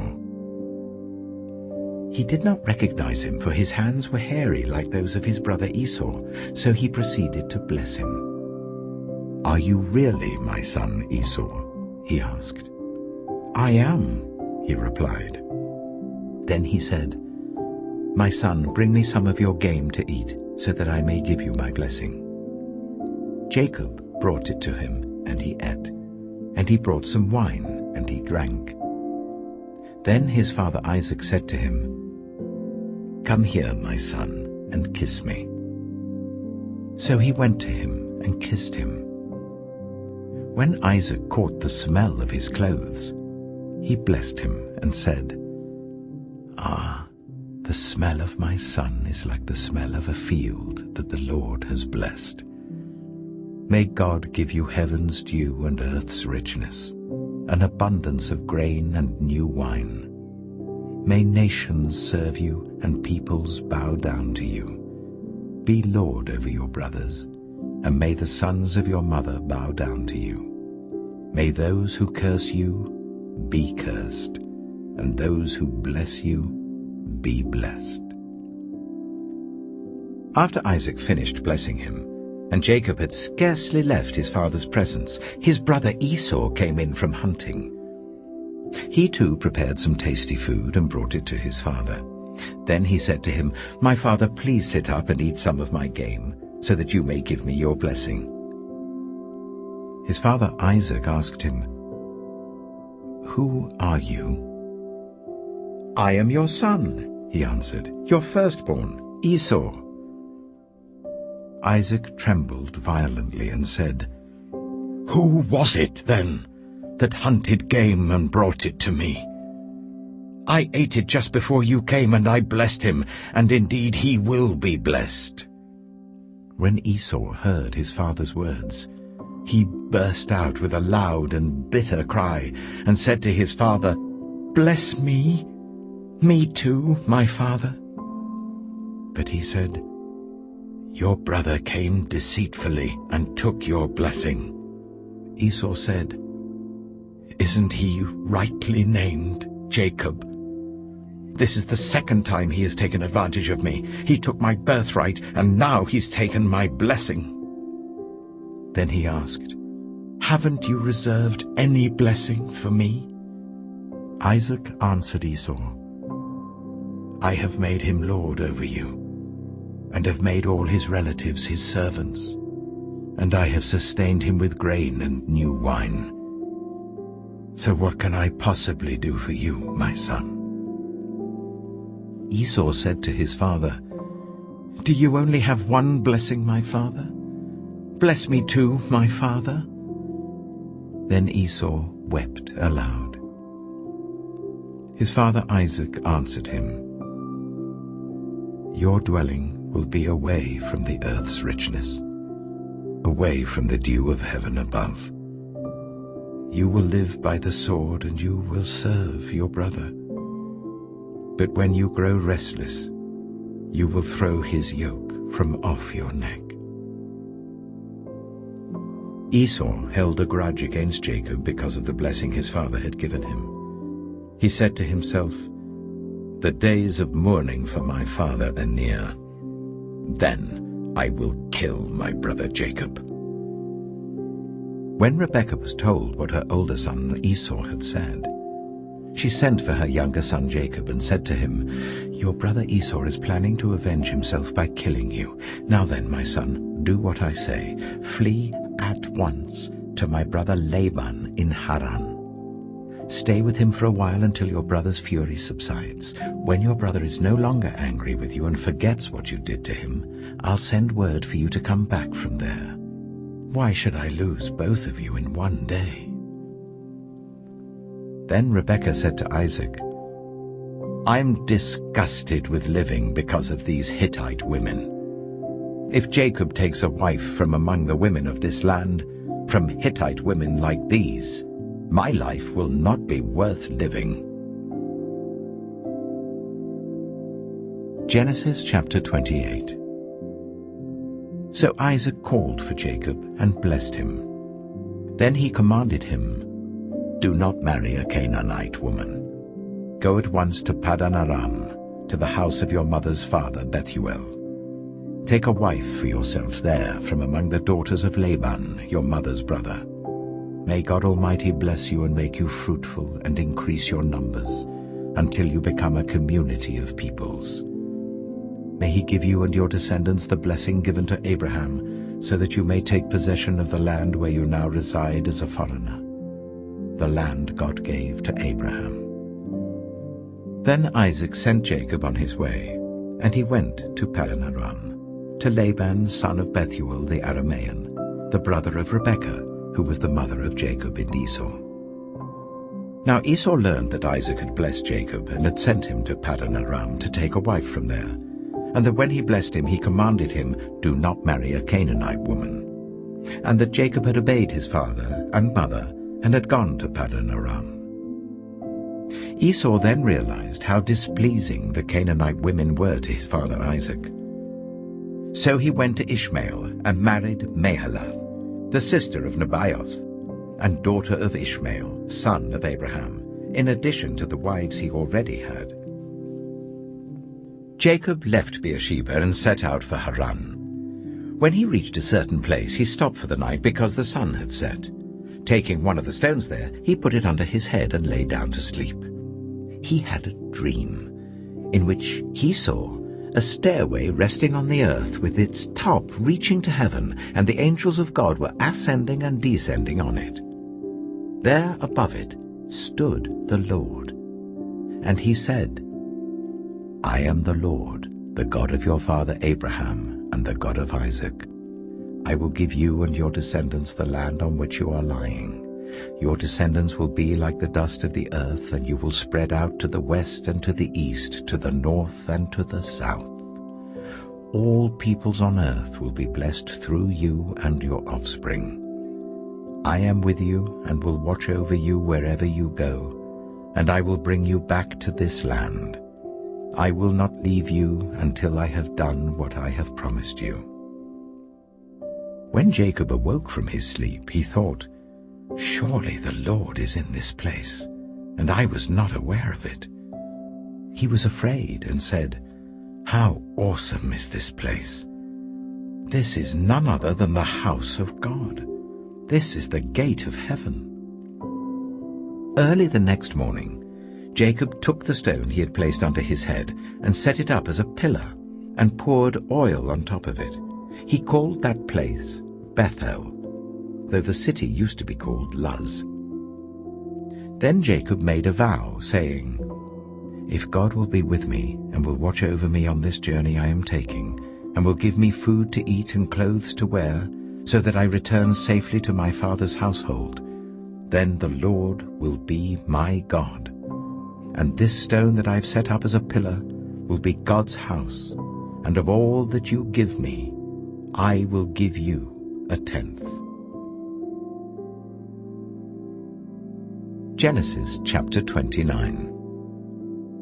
Then Jacob continued on his journey and came to the land of the eastern peoples. There he saw a well in the open country with 3 flocks of sheep lying near it, because the flocks were watered from that well. The stone over the mouth of the well was large. When all the flocks were gathered there, the shepherds would roll the stone away from the well's mouth and water the sheep. Then they would return the stone to its place over the mouth of the well.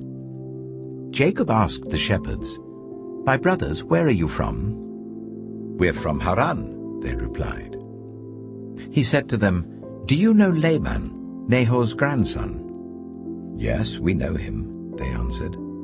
Then Jacob asked them, Is he well? Yes, he is, they said.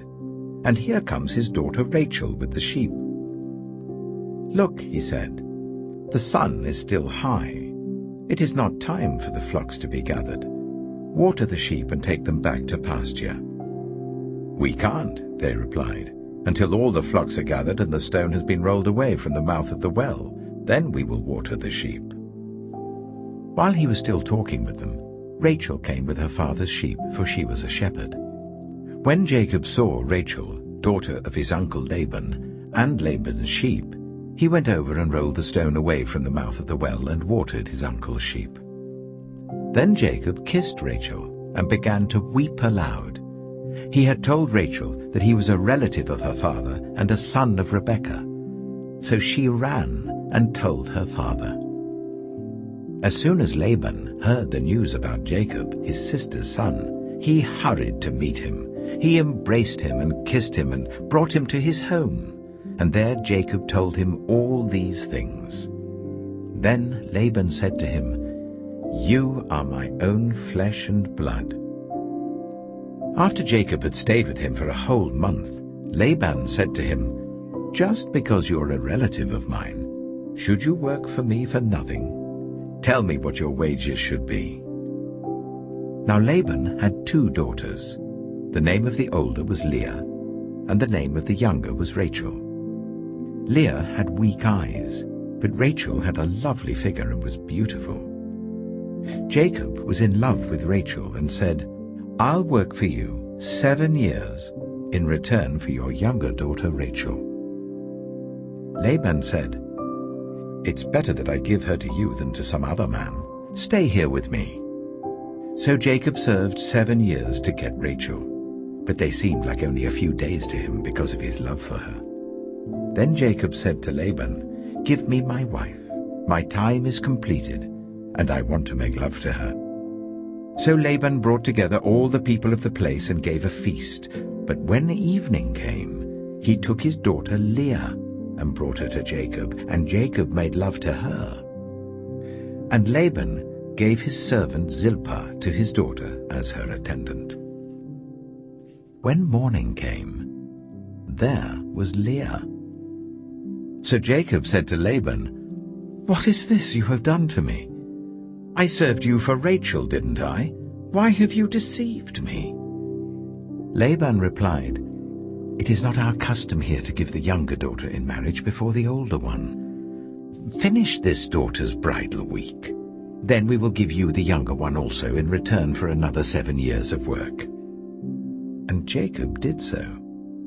He finished the week with Leah, and then Laban gave him his daughter Rachel to be his wife. Laban gave his servant Bilhah to his daughter Rachel as her attendant.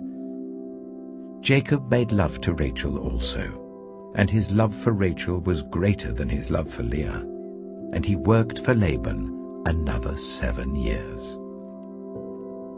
When the Lord saw that Leah was not loved, he enabled her to conceive, but Rachel remained childless. Leah became pregnant and gave birth to a son. She named him Reuben, for she said, "It is because the Lord has seen my misery. Surely my husband will love me now." She conceived again, and when she gave birth to a son, she said, "Because the Lord heard that I am not loved, he gave me this one too." So she named him Simeon. Again she conceived, and when she gave birth to a son, she said, "Now at last my husband will become attached to me, because I have borne him 3 sons." So he was named Levi.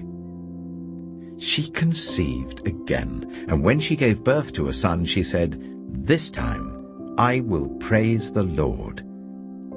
So she named him Judah. Then she stopped having children. Genesis chapter 30. When Rachel saw that she was not bearing Jacob any children, she became jealous of her sister. So she said to Jacob, "Give me children or I'll die." Jacob became angry with her and said, "Am I in the place of God, who has kept you from having children?" Then she said, "Here is Bilhah, my servant.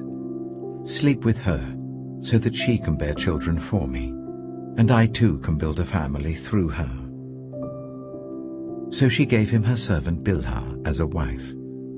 Jacob slept with her, and she became pregnant and bore him a son. Then Rachel said, "God has vindicated me. He has listened to my plea and given me a son." Because of this, she named him Dan. Rachel's servant Bilhah conceived again and bore Jacob a second son. Then Rachel said, "I have had a great struggle with my sister, and I have won." So she named him Naphtali. When Leah saw that she had stopped having children, she took her servant Zilpah and gave her to Jacob as a wife. Leah's servant Zilpah bore Jacob a son. Then Leah said, "What good fortune!" So she named him Gad. Leah's servant Zilpah bore Jacob a second son. Then Leah said, "How happy I am! The women will call me happy." So she named him Asher.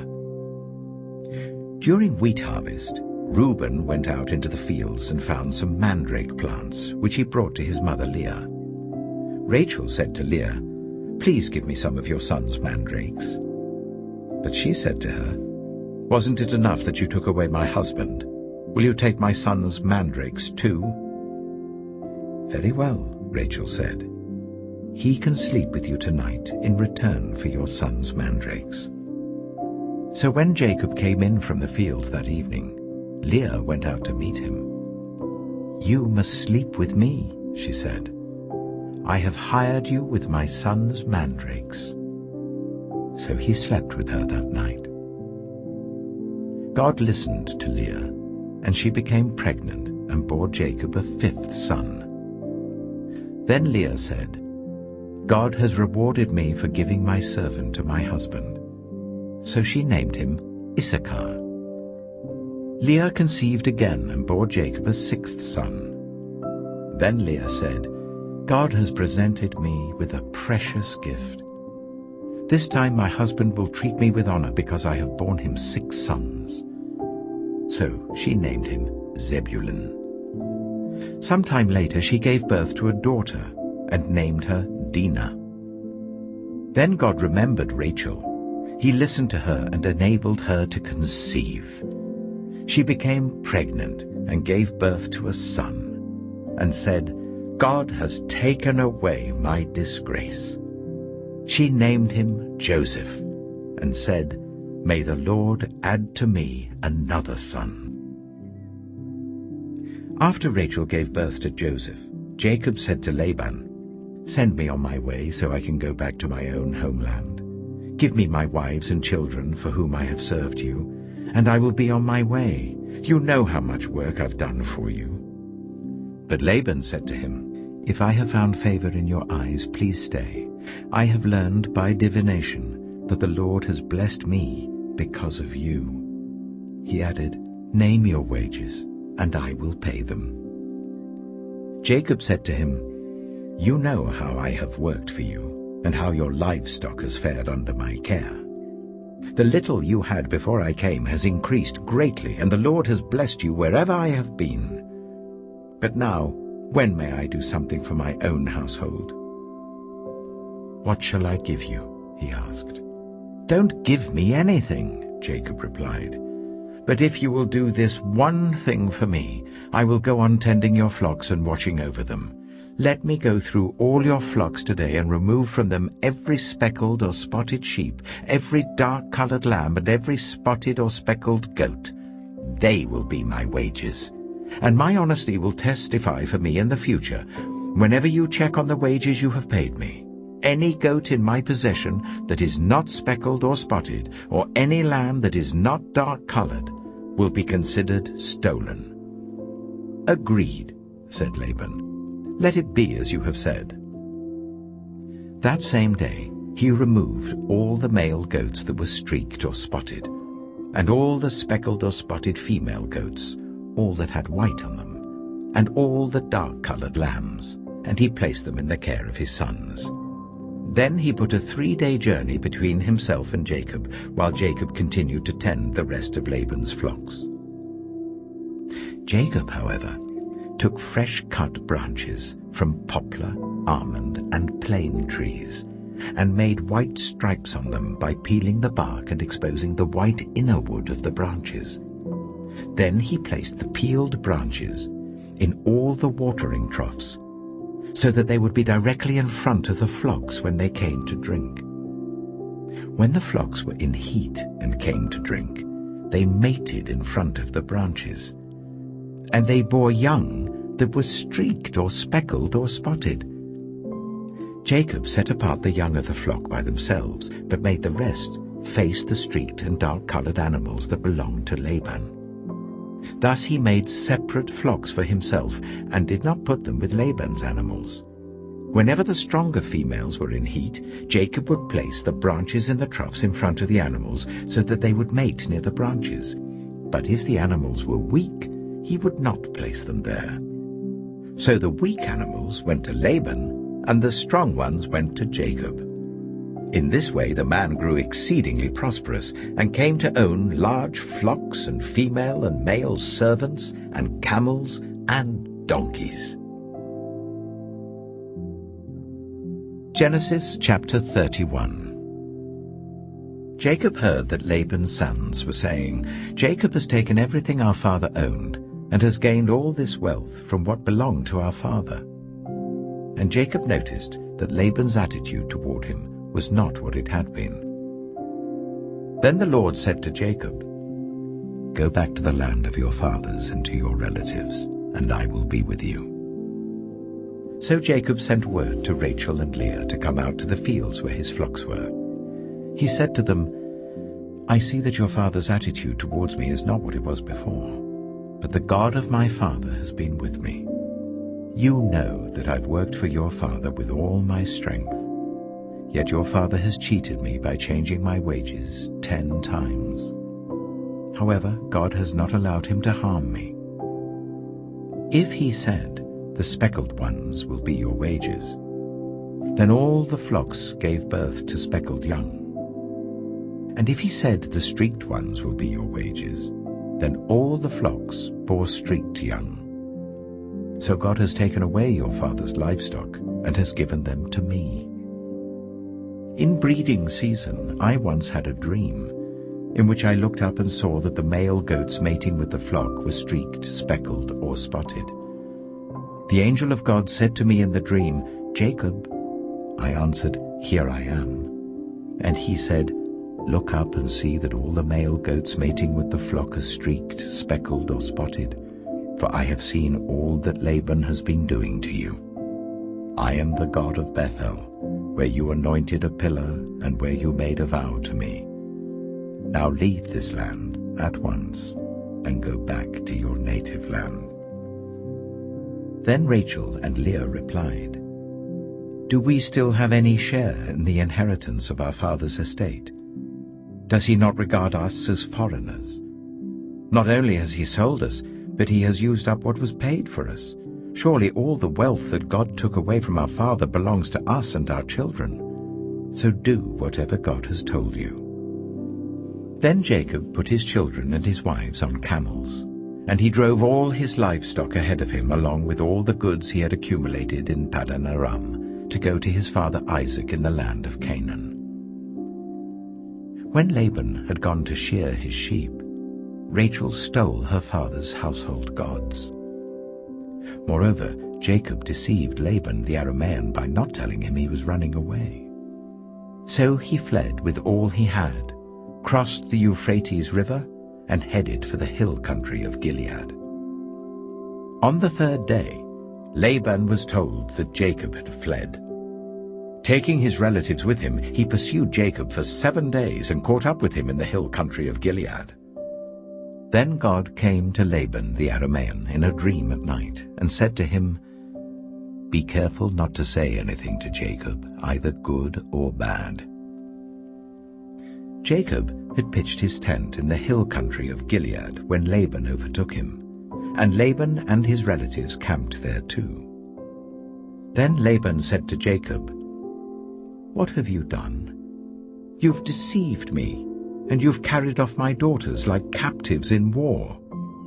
Why did you run off secretly and deceive me? Why didn't you tell me, so I could send you away with joy and singing to the music of tambourines and harps? You didn't even let me kiss my grandchildren and my daughters goodbye. You've done a foolish thing. I have the power to harm you. But last night the God of your father said to me, 'Be careful not to say anything to Jacob, either good or bad.' Now you have gone off because you long to return to your father's household. But why did you steal my gods?" Jacob answered Laban, "I was afraid, because I thought you would take your daughters away from me by force. But if you find anyone who has your gods, that person shall not live. In the presence of our relatives, see for yourself whether there is anything of yours here with me, and if so, take it." Now Jacob did not know that Rachel had stolen the gods. So Laban went into Jacob's tent, and into Leah's tent, and into the tent of the 2 female servants, but he found nothing. After he came out of Leah's tent, he entered Rachel's tent. Now Rachel had taken the household gods and put them inside her camel's saddle and was sitting on them. Laban searched through everything in the tent, but found nothing. Rachel said to her father, "Don't be angry, my lord, that I cannot stand up in your presence. I'm having my period." So he searched, but could not find the household gods. Jacob was angry and took Laban to task. "What is my crime?" he asked Laban. "How have I wronged you that you hunt me down? Now that you have searched through all my goods, what have you found that belongs to your household? Put it here in front of your relatives and mine, and let them judge between the 2 of us. I have been with you for 20 years now. Your sheep and goats have not miscarried, nor have I eaten rams from your flocks. I did not bring you animals torn by wild beasts. I bore the loss myself. and you demanded payment from me for whatever was stolen by day or night. This was my situation. The heat consumed me in the daytime and the cold at night, and sleep fled from my eyes. It was like this for the 20 years I was in your household. I worked for you 14 years for your 2 daughters and 6 years for your flocks, and you changed my wages 10 times. If the God of my father, the God of Abraham, and the fear of Isaac had not been with me, you would surely have sent me away empty-handed. But God has seen my hardship and the toil of my hands, and last night he rebuked you." Laban answered Jacob, "The women are my daughters, the children are my children, and the flocks are my flocks. All you see is mine. Yet what can I do today about these daughters of mine, or about the children they have borne? Come now, let's make a covenant, you and I, and let it serve as a witness between us." So Jacob took a stone and set it up as a pillar. He said to his relatives, "Gather some stones."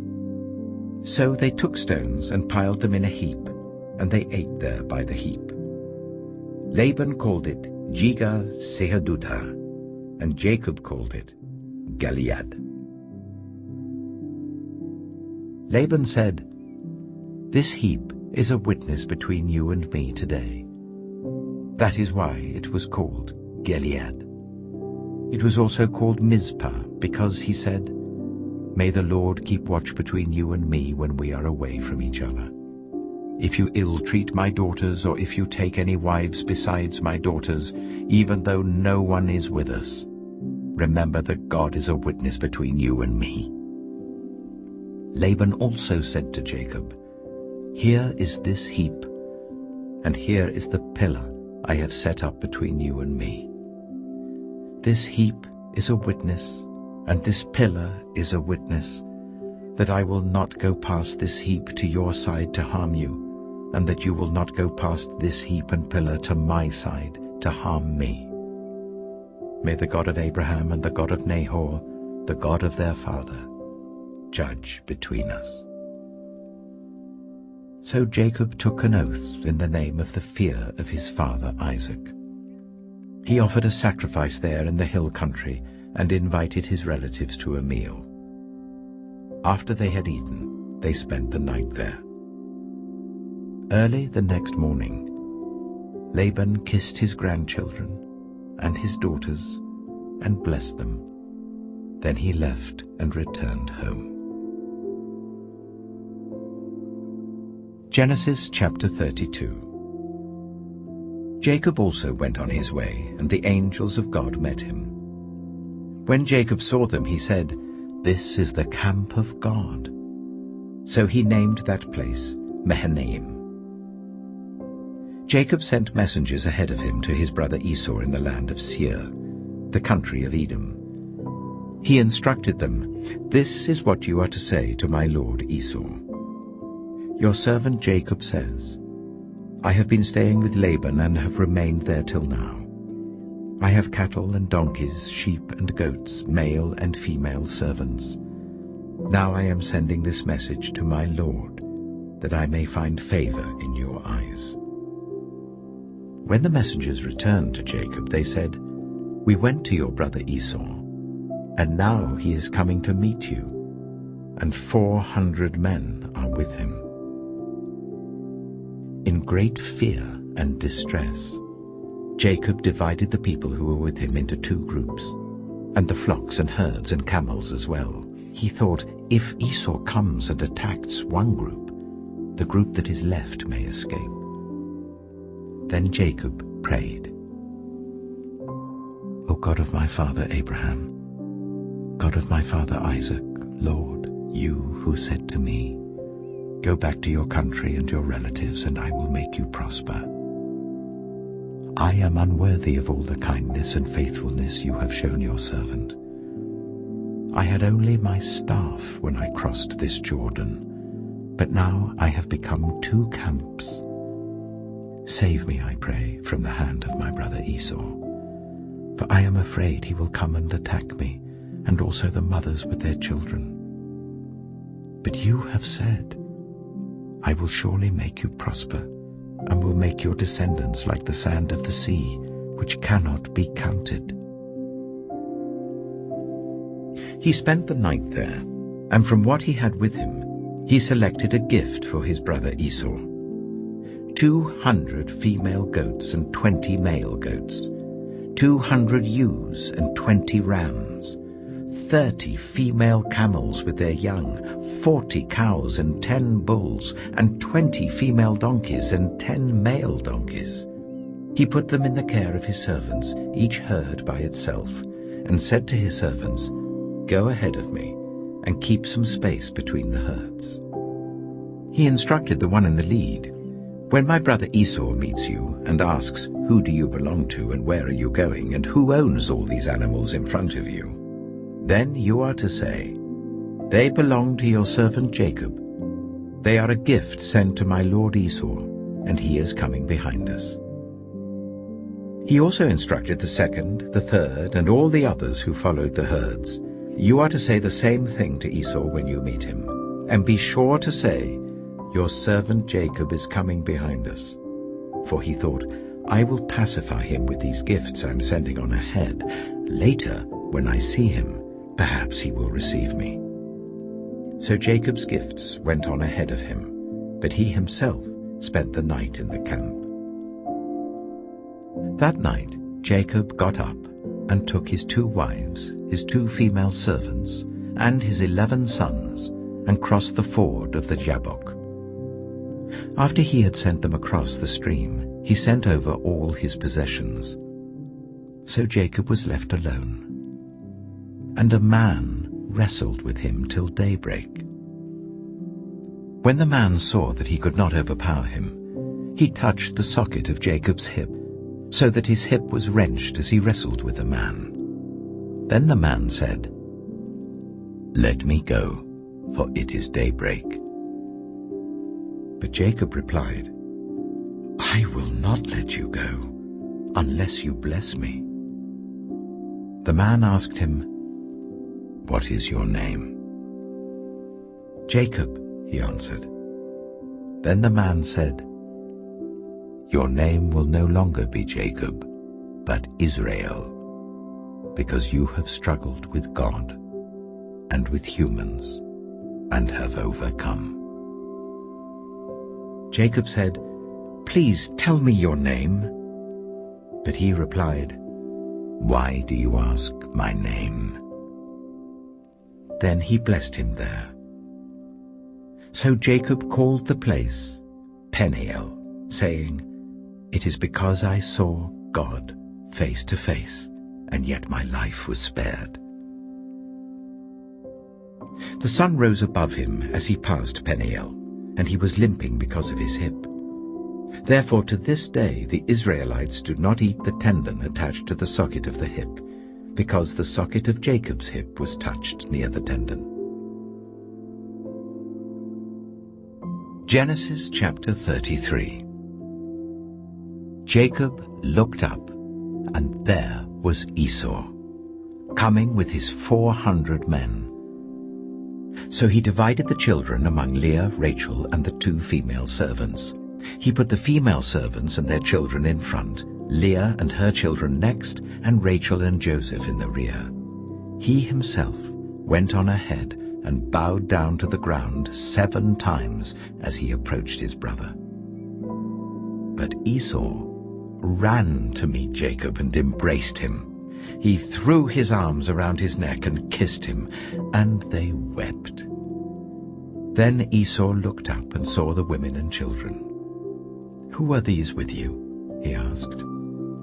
Jacob answered, "They are the children God has graciously given your servant." Then the female servants and their children approached and bowed down. Next Leah and her children came and bowed down. Last of all came Joseph and Rachel, and they too bowed down. Esau asked, "What's the meaning of all these flocks and herds I met?" "To find favor in your eyes, my lord," he said. But Esau said, I already have plenty, my brother. Keep what you have for yourself." "No, please," said Jacob. "If I have found favor in your eyes, accept this gift from me. For to see your face is like seeing the face of God now that you have received me favorably. Please accept the present that was brought to you, for God has been gracious to me, and I have all I need." And because Jacob insisted, Esau accepted it. Then Esau said, "Let us be on our way. I'll accompany you." But Jacob said to him, "My Lord knows that the children are tender, and that I must care for the ewes and cows that are nursing their young. If they are driven hard just one day, all the animals will die. So let my Lord go on ahead of his servant while I move along slowly at the pace of the flocks and herds before me, and the pace of the children, until I come to my Lord in Seir." Esau said, "Then let me leave some of my men with you." "But why do that?" Jacob asked. "Just let me find favor in the eyes of my Lord." So that day Esau started on his way back to Seir. Jacob, however, went to Succoth, where he built a place for himself and made shelters for his livestock. That is why the place is called Succoth. After Jacob came from Paddan Aram, he arrived safely at the city of Shechem in Canaan, and camped within sight of the city. For 100 pieces of silver he bought from the sons of Hamor, the father of Shechem, the plot of ground where he pitched his tent. There he set up an altar and called it El Elohe Israel. Genesis chapter 34. Now Dinah, the daughter Leah had borne to Jacob, went out to visit the women of the land. When Shechem, son of Hamor the Hivite, the ruler of that area, saw her, he took her and raped her. His heart was drawn to Dinah, daughter of Jacob. He loved the young woman and spoke tenderly to her.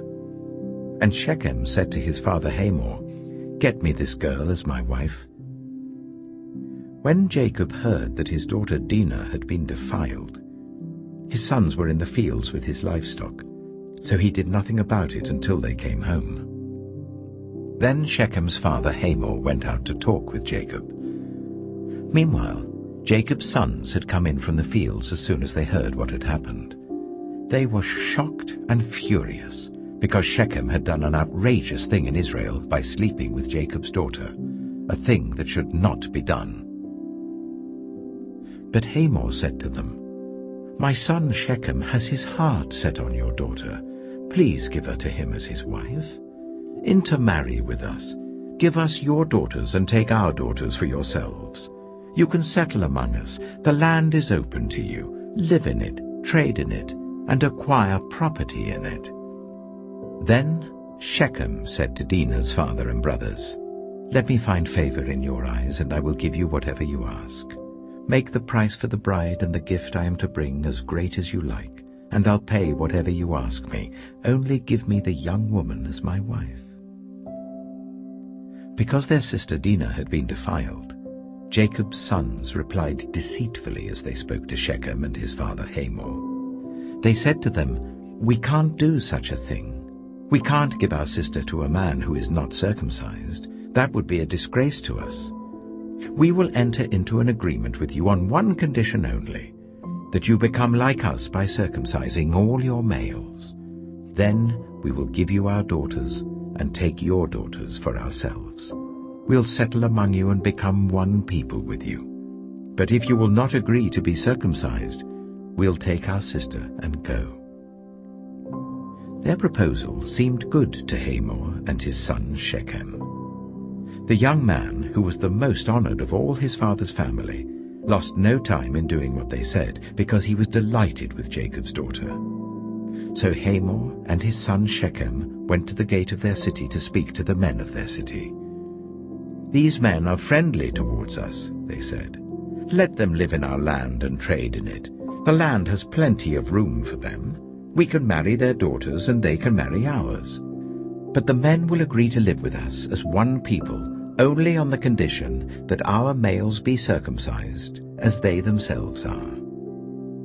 Won't their livestock, their property, and all their other animals become ours? So let us agree to their terms, and they will settle among us." All the men who went out of the city gate agreed with Hamor and his son Shechem, and every male in the city was circumcised. 3 days later, while all of them were still in pain, 2 of Jacob's sons, Simeon and Levi, Dinah's brothers, took their swords and attacked the unsuspecting city, killing every male. They put Hamor and his son Shechem to the sword and took Dinah from Shechem's house and left. The sons of Jacob came upon the dead bodies and looted the city where their sister had been defiled. They seized their flocks and herds and donkeys and everything else of theirs in the city and out in the fields. They carried off all their wealth and all their women and children, taking as plunder everything in the houses. Then Jacob said to Simeon and Levi, "You have brought trouble on me by making me obnoxious to the Canaanites and the Perizzites, the people living in this land. We are few in number, and if they join forces against me and attack me, I and my household will be destroyed." But they replied, "Should he have treated our sister like a prostitute?" Genesis chapter 35. Then God said to Jacob, "Go up to Bethel and settle there, and build an altar there to God, who appeared to you when you were fleeing from your brother Esau." So Jacob said to his household and to all who were with him, "Get rid of the foreign gods you have with you, and purify yourselves and change your clothes. Then come, let us go up to Bethel, where I will build an altar to God, who answered me in the day of my distress, and who has been with me wherever I have gone." So they gave Jacob all the foreign gods they had, and the rings in their ears, and Jacob buried them under the oak at Shechem. Then they set out, and the terror of God fell on the towns all around them, so that no one pursued them. Jacob and all the people with him came to Luz, that is Bethel, in the land of Canaan. There he built an altar, and he called the place El Bethel, because it was there that God revealed himself to him when he was fleeing from his brother. Now Deborah, Rebekah's nurse, died, and was buried under the oak outside Bethel. So it was named Allon Bacuth. After Jacob returned from Paddan Aram, God appeared to him again and blessed him. God said to him, "Your name is Jacob, but you will no longer be called Jacob. Your name will be Israel." So he named him Israel. And God said to him, "I am God Almighty. Be fruitful and increase in number. A nation and a community of nations will come from you, and kings will be among your descendants. The land I gave to Abraham and Isaac I also give to you, and I will give this land to your descendants after you." Then God went up from him at the place where he had talked with him. Jacob set up a stone pillar at the place where God had talked with him, and he poured out a drink offering on it. He also poured oil on it. Jacob called the place where God had talked with him Bethel. Then they moved on from Bethel. While they were still some distance from Ephrath, Rachel began to give birth and had great difficulty. And as she was having great difficulty in childbirth, the midwife said to her, "Don't despair, for you have another son." As she breathed her last, for she was dying, she named her son Ben-Oni, but his father named him Benjamin. So Rachel died, and was buried on the way to Ephrath, that is Bethlehem. Over her tomb Jacob set up a pillar, and to this day that pillar marks Rachel's tomb. Israel moved on again and pitched his tent beyond Migdal Eder. While Israel was living in that region, Reuben went in and slept with his father's concubine Bilhah, and Israel heard of it. Jacob had 12 sons.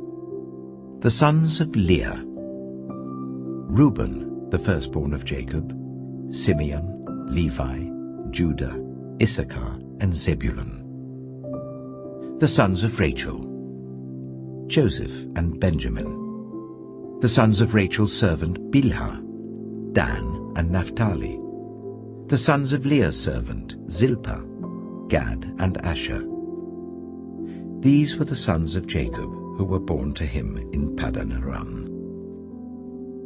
Jacob came home to his father Isaac in Mamre, near Kiriath Arba, that is Hebron, where Abraham and Isaac had stayed. Isaac lived 180 years. Then he breathed his last and died, and was gathered to his people, old and full of years. And his sons Esau and Jacob buried him. Genesis chapter 36. This is the account of the family line of Esau, that is, Edom. Esau took his wives from the women of Canaan: Adah, daughter of Elon the Hittite, and Aholibamah, daughter of Anah and granddaughter of Zibeon the Hittite, and Basemath, daughter of Ishmael and sister of Nebaioth. Adah bore Eliphaz to Esau, Basemath bore Ruel, and Aholibamah bore Jeush, Jalem, and Korah. These were the sons of Esau who were born to him in Canaan. Esau took his wives and sons and daughters and all the members of his household, as well as his livestock and all his other animals and all the goods he had acquired in Canaan, and moved to a land some distance from his brother Jacob. Their possessions were too great for them to remain together. The land where they were staying could not support them both because of their livestock. So Esau, that is Edom, settled in the hill country of Seir. This is the account of the family line of Esau, the father of the Edomites, in the hill country of Seir. These are the names of Esau's sons: Eliphaz, the son of Esau's wife Adah, and Ruel, the son of Esau's wife Basemath. The sons of Eliphaz: Teman, Omar, Zepho, Getim, and Kenaz. Esau's son Eliphaz also had a concubine named Timnah, who bore him Amalek. These were grandsons of Esau's wife Adah. The sons of Ruel: Nahath, Zerah, Shammah, and Mitzah. These were grandsons of Esau's wife Basemath. The sons of Esau's wife Aholibamah, daughter of Anah and granddaughter of Zibeon, whom she bore to Esau: Jeush, Jalem, and Korah. These were the chiefs among Esau's descendants. The sons of Eliphaz, the firstborn of Esau: chiefs Teman, Omar, Zepho, Kenaz, Korah, Getim, and Amalek. These were the chiefs descended from Eliphaz in Edom. They were grandsons of Adah. The sons of Esau's son Ruel: chiefs Nahath, Zerah, Shammah, and Mitzah. These were the chiefs descended from Ruel in Edom. They were grandsons of Esau's wife Basemath. The sons of Esau's wife Aholibamah: chiefs Jeush, Jalem, and Korah. These were the chiefs descended from Esau's wife Aholibamah, daughter of Anah. These were the sons of Esau, that is Edom, and these were their chiefs. These were the sons of Seir the Horite, who were living in the region: Lotan, Shobal, Zibeon, Anah, Dishon, Ezer, and Dishan. These sons of Seir in Edom were Horite chiefs. The sons of Lotan: Horai and Homam. Timnah was Lotan's sister. The sons of Shobal: Alvan, Manahath, Ebal, Shapho, and Onam. The sons of Zibeon: Ea and Ana.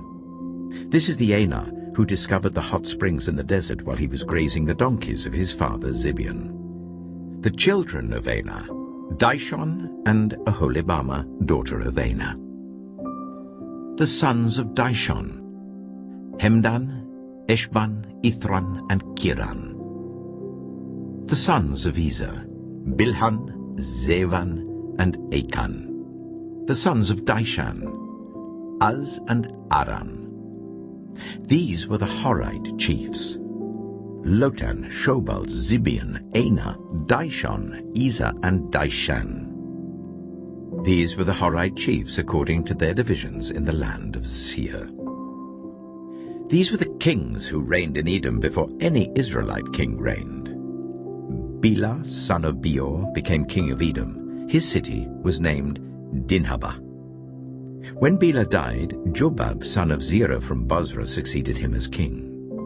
When Jobab died, Husham from the land of the Temanites succeeded him as king. When Husham died, Hadad, son of Bedad, who defeated Midian in the country of Moab, succeeded him as king. His city was named Avith. When Hadad died, Samlah from Masrekah succeeded him as king. When Samlah died, Shaul from Rehoboth on the river succeeded him as king. When Shaul died, Baal-Hanan, son of Akbor, succeeded him as king. When Baal-Hanan, son of Akbor, died, Hadad succeeded him as king. His city was named Peiu, and his wife's name was Mehetabel, daughter of Matred, the daughter of Mezahab. These were the chiefs descended from Esau, by name according to their clans and regions: Timnah, Aliva, Jetheth, Aholibama, Elah, Pinon, Kizah, Teman, Mibzah, Magdiel, and Iram. These were the chiefs of Edom according to their settlements in the land they occupied. This is the family line of Esau, the father of the Edomites. Genesis chapter 37. Jacob lived in the land where his father had stayed, the land of Canaan. This is the account of Jacob's family line. Joseph, a young man of 17, was tending the flocks with his brothers, the sons of Bilhah and the sons of Zilpah, his father's wives, and he brought their father a bad report about them. Now Israel loved Joseph more than any of his other sons, because he had been born to him in his old age, and he made an ornate robe for him. When his brothers saw that their father loved him more than any of them, they hated him and could not speak a kind word to him. Joseph had a dream, and when he told it to his brothers, they hated him all the more. He said to them, "Listen to this dream I had. We were binding sheaves of corn out in the field when suddenly my sheaf rose and stood upright, while your sheaves gathered round mine and bowed down to it." His brothers said to him, "Do you intend to reign over us? Will you actually rule us?" And they hated him all the more because of his dream and what he had said. Then he had another dream, and he told it to his brothers. "Listen," he said, "I had another dream, and this time the sun and moon and 11 stars were bowing down to me." When he told his father as well as his brothers, his father rebuked him and said, "What is this dream you had? Will your mother and I and your brothers actually come and bow down to the ground before you?" His brothers were jealous of him, but his father kept the matter in mind. Now his brothers had gone to graze their father's flocks near Shechem, and Israel said to Joseph, "As you know, your brothers are grazing the flocks near Shechem. Come, I'm going to send you to them." "Very well," he replied. So he said to him, "Go and see if all is well with your brothers and with the flocks, and bring word back to me." Then he sent him off from the valley of Hebron. When Joseph arrived at Shechem, a man found him wandering around in the fields and asked him, "What are you looking for?" He replied, "I'm looking for my brothers. Can you tell me where they are grazing their flocks?" "They've moved on from here," the man answered. I heard them say, 'Let's go to Dothan.' So Joseph went after his brothers and found them near Dothan. But they saw him in the distance, and before he reached them, they plotted to kill him. 'Here comes that dreamer,' they said to each other. 'Come now, let's kill him and throw him into one of these cisterns, and say that a ferocious animal devoured him. Then we'll see what comes of his dreams.' When Reuben heard this, he tried to rescue him from their hands. 'Let's not take his life,' he said. 'Don't shed any blood. Throw him into this cistern here in the wilderness, but don't lay a hand on him.' Reuben said this to rescue him from them and take him back to his father. So when Joseph came to his brothers, they stripped him of his robe, the ornate robe he was wearing, and they took him and threw him into the cistern. The cistern was empty, there was no water in it. As they sat down to eat their meal, they looked up and saw a caravan of Ishmaelites coming from Gilead. Their camels were loaded with spices, balm and myrrh, and they were on their way to take them down to Egypt. Judah said to his brothers, "What will we gain if we kill our brother and cover up his blood? Come, let's sell him to the Ishmaelites and not lay our hands on him. After all, he is our brother, our own flesh and blood." His brothers agreed. So when the Midianite merchants came by, his brothers pulled Joseph up out of the cistern and sold him for 20 shekels of silver to the Ishmaelites, who took him to Egypt. When Reuben returned to the cistern and saw that Joseph was not there, he tore his clothes. He went back to his brothers and said, "The boy isn't there. Where can I turn now?" Then they got Joseph's robe, slaughtered a goat and dipped the robe in the blood. They took the ornate robe back to their father and said, "We found this. Examine it to see whether it is your son's robe." He recognized it and said, "It is my son's robe. Some ferocious animal has devoured him. Joseph has surely been torn to pieces." Then Jacob tore his clothes, put on sackcloth, and mourned for his son many days. All his sons and daughters came to comfort him, but he refused to be comforted. "No," he said, "I will continue to mourn until I join my son in the grave." So his father wept for him. Meanwhile, the Midianites sold Joseph in Egypt to Potiphar, one of Pharaoh's officials, the captain of the guard. Genesis chapter 38. At that time, Judah left his brothers and went down to stay with a man of Adullam named Hira. There Judah met the daughter of a Canaanite man named Shua. He married her and made love to her. She became pregnant and gave birth to a son, who was named She conceived again and gave birth to a son and named him Onan. She gave birth to still another son and named him Shelah. It was at Kisib that she gave birth to him. Judah got a wife for his firstborn, and her name was Tamar.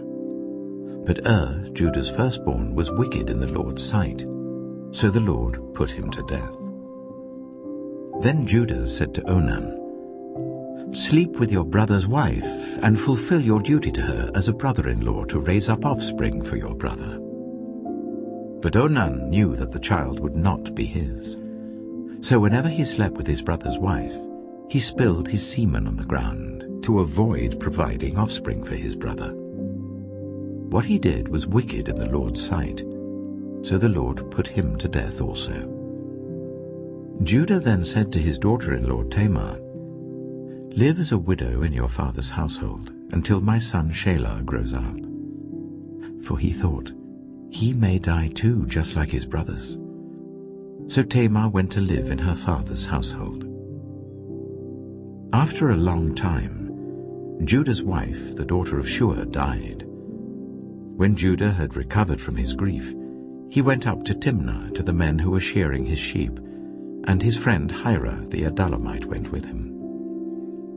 When Tamar was told, "Your father-in-law is on his way to Timnah to shear his sheep," she took off her widow's clothes, covered herself with a veil to disguise herself, and then sat down at the entrance to Enaim, which is on the road to Timnah, for she saw that though Shelah had now grown up, she had not been given to him as his wife. When Judah saw her, he thought she was a prostitute, for she had covered her face. Not realizing that she was his daughter-in-law, he went over to her by the roadside and said, "Come now, let me sleep with you." "And what will you give me to sleep with you?" she asked. "I'll send you a young goat from my flock," he said. "Will you give me something as a pledge until you send it?" she asked. He said, "What pledge should I give you?" "Your seal and its cord and the staff in your hand," she answered. So he gave them to her and slept with her, and she became pregnant by him. After she left, she took off her veil and put on her widow's clothes again. Meanwhile Judah sent the young goat by his friend the Adullamite in order to get his pledge back from the woman, but he did not find her. He asked the men who lived there, "Where is the shrine prostitute who was beside the road at Enaim?" "There hasn't been any shrine prostitute here," they said. So he went back to Judah and said, "I didn't find her. Besides, the men who lived there said, 'There hasn't been any shrine prostitute here.'" Then Judah said, "Let her keep what she has, or we will become a laughingstock. After all, I did send her this young goat, but you didn't find her." About 3 months later, Judah was told, "Your daughter-in-law Tamar is guilty of prostitution, and as a result she is now pregnant." Judah said, "Bring her out, and let her be burned to death." As she was being brought out, she sent a message to her father-in-law. "I am pregnant by the man who owns these," she said. And she added, "See if you recognize whose seal and cord and staff these are." Judah recognized them and said, "She is more righteous than I, since I wouldn't give her to my son Shelah." And he did not sleep with her again. When the time came for her to give birth, there were twin boys in her womb. As she was giving birth, one of them put out his hand.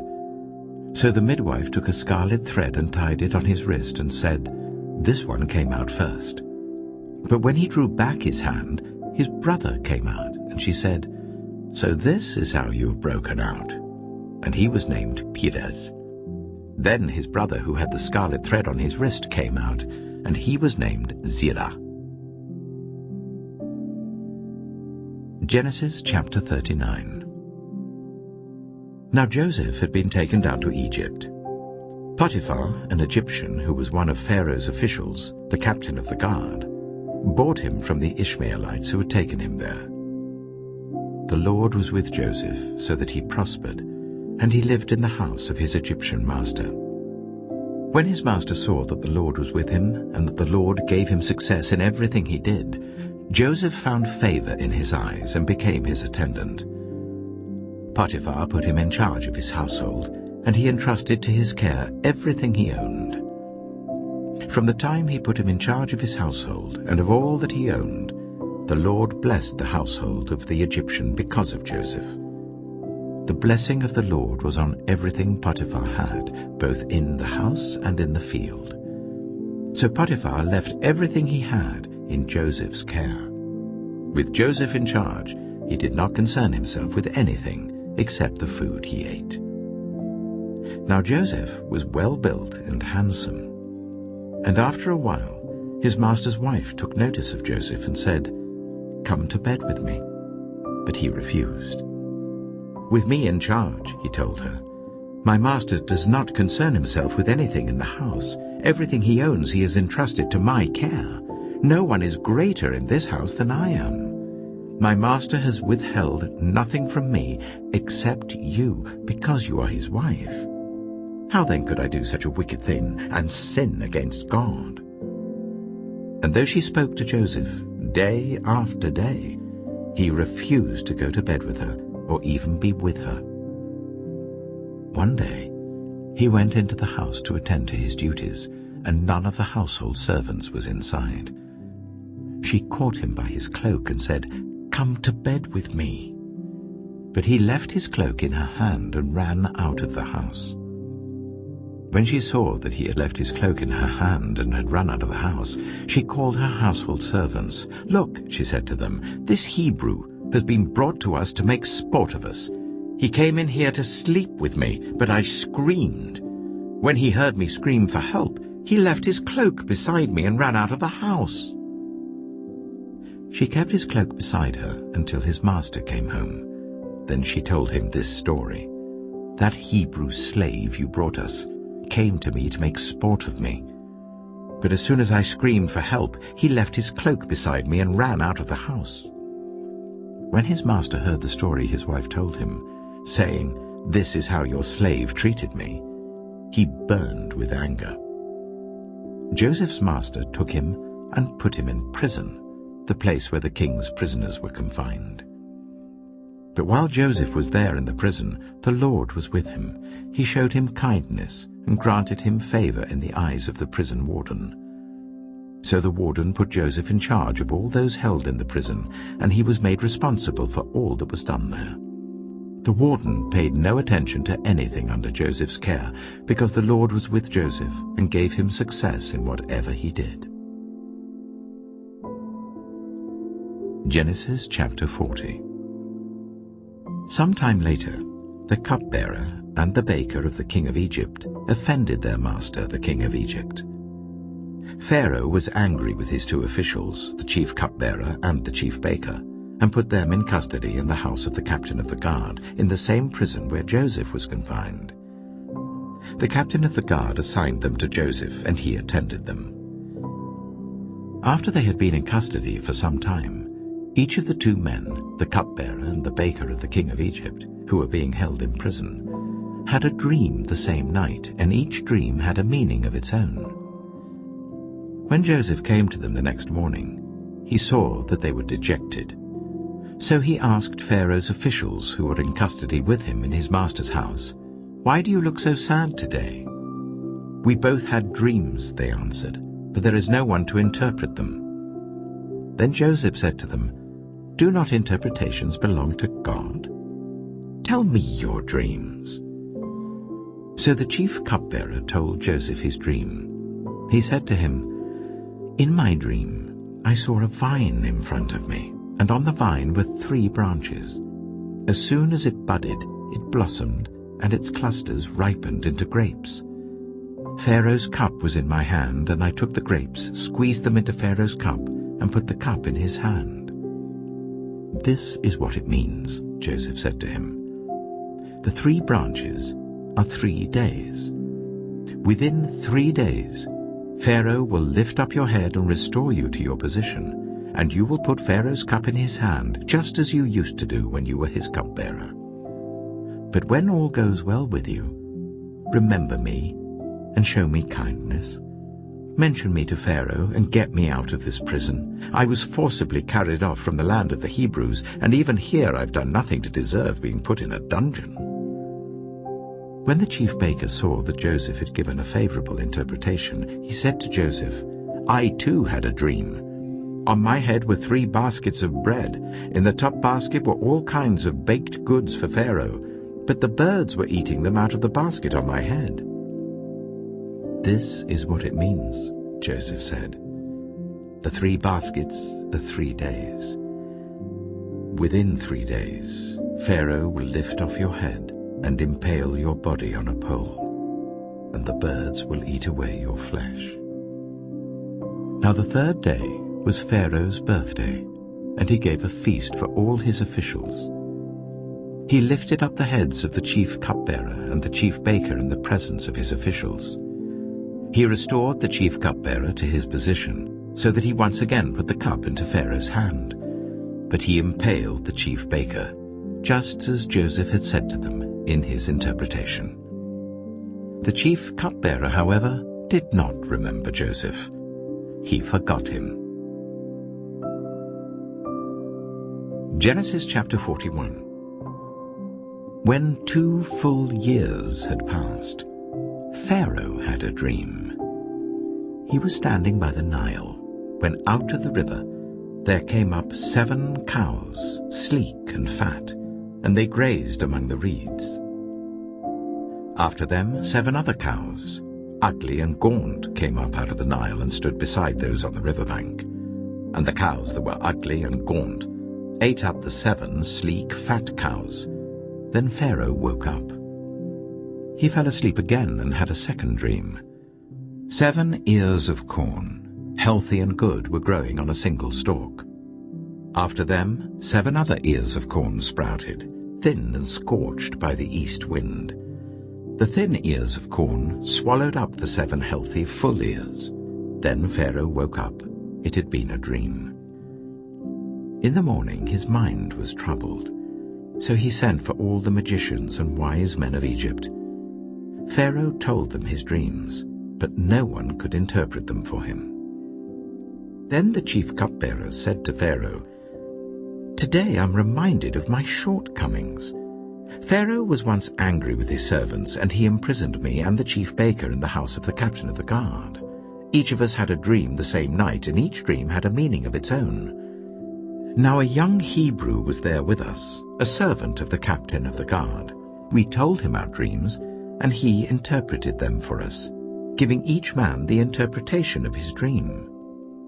And things turned out exactly as he interpreted them to us. I was restored to my position, and the other man was impaled." So Pharaoh sent for Joseph, and he was quickly brought from the dungeon. When he had shaved and changed his clothes, he came before Pharaoh. Pharaoh said to Joseph, "I had a dream, and no one can interpret it. But I have heard it said of you that when you hear a dream, you can interpret it." "I cannot do it," Joseph replied to Pharaoh, "but God will give Pharaoh the answer he desires." Then Pharaoh said to Joseph, "In my dream I was standing on the bank of the Nile. When out of the river there came up 7 cows, fat and sleek, and they grazed among the reeds. After them 7 other cows came up, scrawny and very ugly and lean. I had never seen such ugly cows in all the land of Egypt. The lean, ugly cows ate up the 7 fat cows that came up first. But even after they ate them, no one could tell that they had done so. They looked just as ugly as before. Then I woke up. In my dream I saw 7 ears of corn, full and good, growing on a single stalk.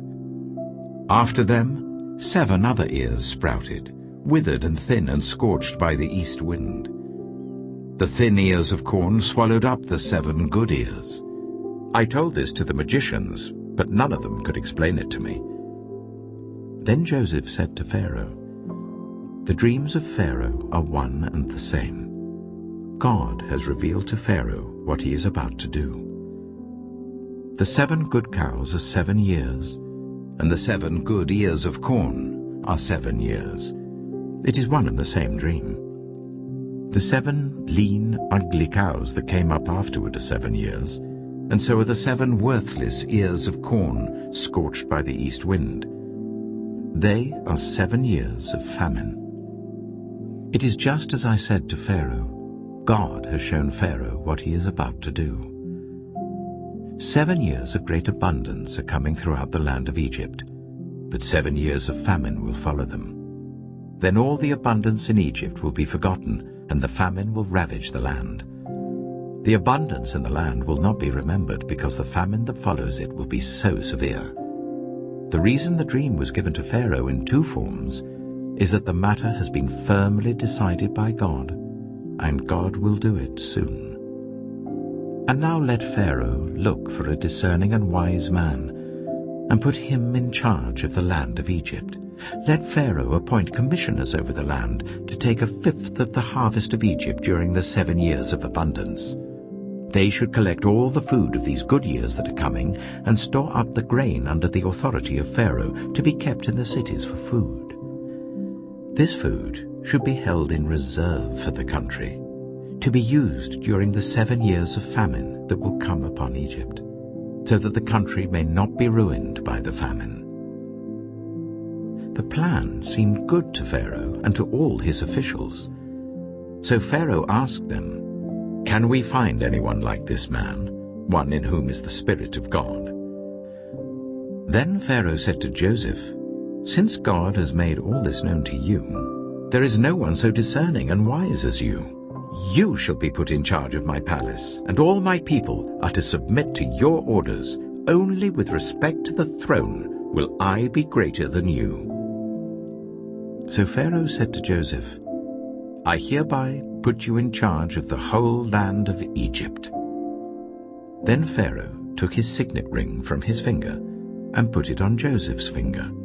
He dressed him in robes of fine linen and put a gold chain around his neck. He had him ride in a chariot as his second in command, and people shouted before him, "Make way!" Thus he put him in charge of the whole land of Egypt. Then Pharaoh said to Joseph, "I am Pharaoh, but without your word, no one will lift hand or foot in all Egypt." Pharaoh gave Joseph the name Zapanath-Paneah, and gave him Asenath, daughter of Potiphera, priest of On, to be his wife. And Joseph went throughout the land of Egypt. Joseph was 30 years old when he entered the service of Pharaoh, king of Egypt. And Joseph went out from Pharaoh's presence and traveled throughout Egypt. During the 7 years of abundance, the land produced plentifully. Joseph collected all the food produced in those 7 years of abundance in Egypt and stored it in the cities. In each city he put the food grown in the fields surrounding it. Joseph stored up huge quantities of grain like the sand of the sea. It was so much that he stopped keeping records because it was beyond measure. Before the years of famine came, 2 sons were born to Joseph by Asenath, daughter of Potiphera, priest of On. Joseph named his firstborn Manasseh, and said, "It is because God has made me forget all my trouble and all my father's household." The second son he named Ephraim, and said, "It is because God has made me fruitful in the land of my suffering." The 7 years of abundance in Egypt came to an end, and the 7 years of famine began, just as Joseph had said. There was famine in all the other lands, but in the whole land of Egypt there was food. When all Egypt began to feel the famine, the people cried to Pharaoh for food. Then Pharaoh told all the Egyptians, "Go to Joseph and do what he tells you." When the famine had spread over the whole country, Joseph opened all the storehouses and sold grain to the Egyptians, for the famine was severe throughout Egypt. And all the world came to Egypt to buy grain from Joseph, because the famine was severe everywhere. Genesis chapter 42. When Jacob learned that there was grain in Egypt, he said to his sons, "Why do you just keep looking at each other?" He continued, "I have heard that there is grain in Egypt. Go down there and buy some for us, so that we may live and not die." Then 10 of Joseph's brothers went down to buy grain from Egypt. But Jacob did not send Benjamin, Joseph's brother, with the others, because he was afraid that harm might come to him. So Israel's sons were among those who went to buy grain, for there was famine in the land of Canaan also. Now Joseph was the governor of the land, the person who sold grain to all its people. So when Joseph's brothers arrived, they bowed down to him with their faces to the ground. As soon as Joseph saw his brothers, he recognized them, but he pretended to be a stranger and spoke harshly to them. "Where do you come from?" he asked. "From the land of Canaan," they replied, "to buy food." Although Joseph recognized his brothers, they did not recognize him. Then he remembered his dreams about them and said to them, "You are spies. You have come to see where our land is unprotected." "No, my lord," they answered. "Your servants have come to buy food. We are all the sons of one man. Your servants are honest men, not spies." "No," he said to them. "You have come to see where our land is unprotected." But they replied, Your servants were 12 brothers, the sons of one man who lives in the land of Canaan. The youngest is now with our father, and one is no more." Joseph said to them, "It is just as I told you. You are spies. And this is how you will be tested. As surely as Pharaoh lives, you will not leave this place unless your youngest brother comes here. Send one of your number to get your brother. The rest of you will be kept in prison, so that your words may be tested to see if you are telling the truth. If you are not, then as surely as Pharaoh lives, you are spies." And he put them all in custody for 3 days. On the 3rd day, Joseph said to them, "Do this, and you will live, for I fear God. If you are honest men, let one of your brothers stay here in prison, while the rest of you go and take grain back for your starving households. But you must bring your youngest brother to me, so that your words may be verified, and that you may not die." This they proceeded to do. They said to one another, "Surely we are being punished because of our brother. We saw how distressed he was when he pleaded with us for his life, but we would not listen. That's why this distress has come on us." Reuben replied, "Didn't I tell you not to sin against the boy? But you wouldn't listen. Now we must give an accounting for his blood." They did not realize that Joseph could understand them, since he was using an interpreter. He turned away from them and began to weep, but then came back and spoke to them again. He had Simeon taken from them and bound before their eyes. Joseph gave orders to fill their bags with grain, to put each man's silver back in his sack, and to give them provisions for their journey. After this was done for them, they loaded their grain on their donkeys and left. At the place where they stopped for the night, one of them opened his sack to get feed for his donkey, and he saw his silver in the mouth of his sack. "My silver has been returned," he said to his brothers. "Here it is in my sack." Their hearts sank, and they turned to each other trembling and said, "What is this that God has done to us?" When they came to their father Jacob in the land of Canaan, they told him all that had happened to them. They said, "The man who is lord over the land spoke harshly to us and treated us as though we were spying on the land. But we said to him, 'We are honest men, we're not spies. We were 12 brothers, sons of one father. One is no more, and the youngest is now with our father in Canaan.' Then the man who is lord over the land said to us, 'This is how I will know whether you are honest men. Leave one of your brothers here with me and take food for your starving households and go. But bring your youngest brother to me, so I will know that you are not spies, but honest men. Then I will give your brother back to you, and you can trade in the land.' As they were emptying their sacks, there in each man's sack was his pouch of silver. When they and their father saw the money pouches, they were frightened. Their father Jacob said to them, 'You have deprived me of my children.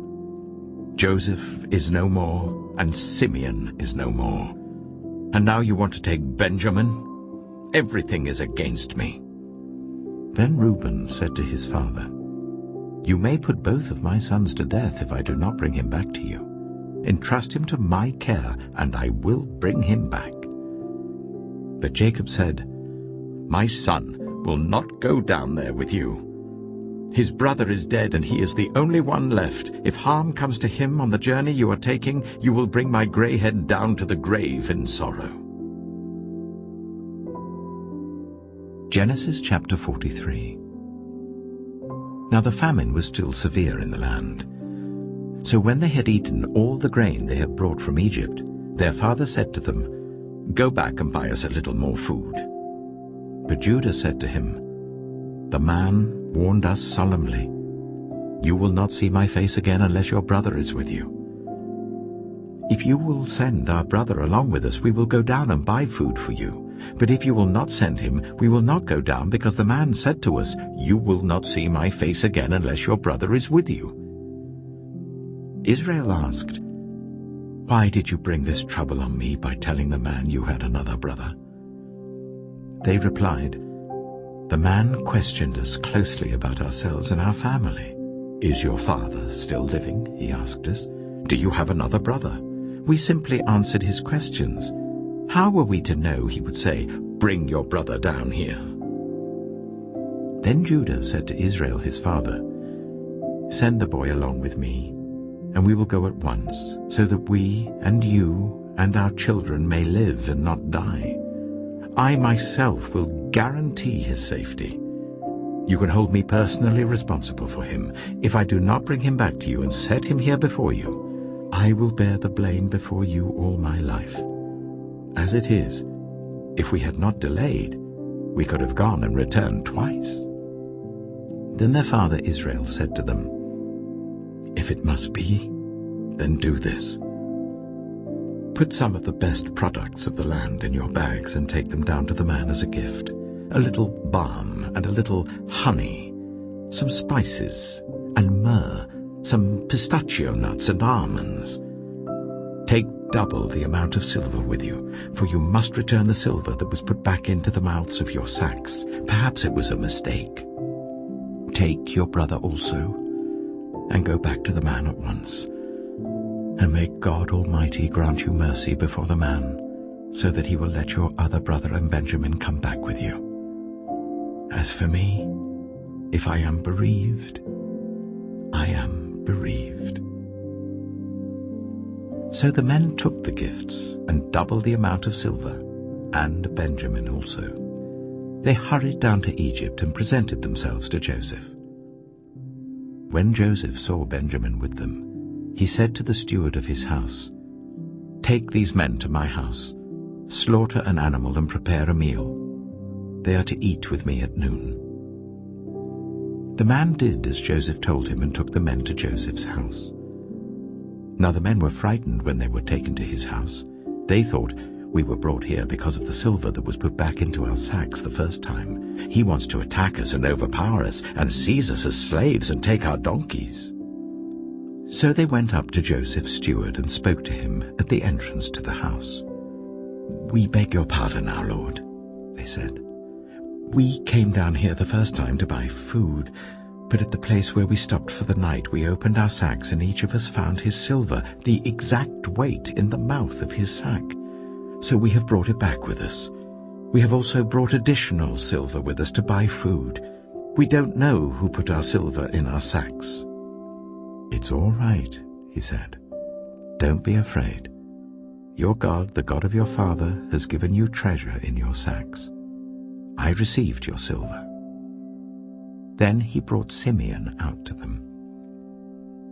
The steward took the men into Joseph's house, gave them water to wash their feet, and provided fodder for their donkeys.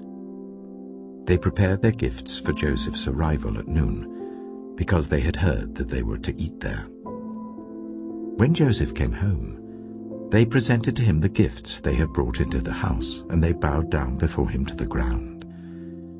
He asked them how they were, and then he said, "How is your aged father you told me about?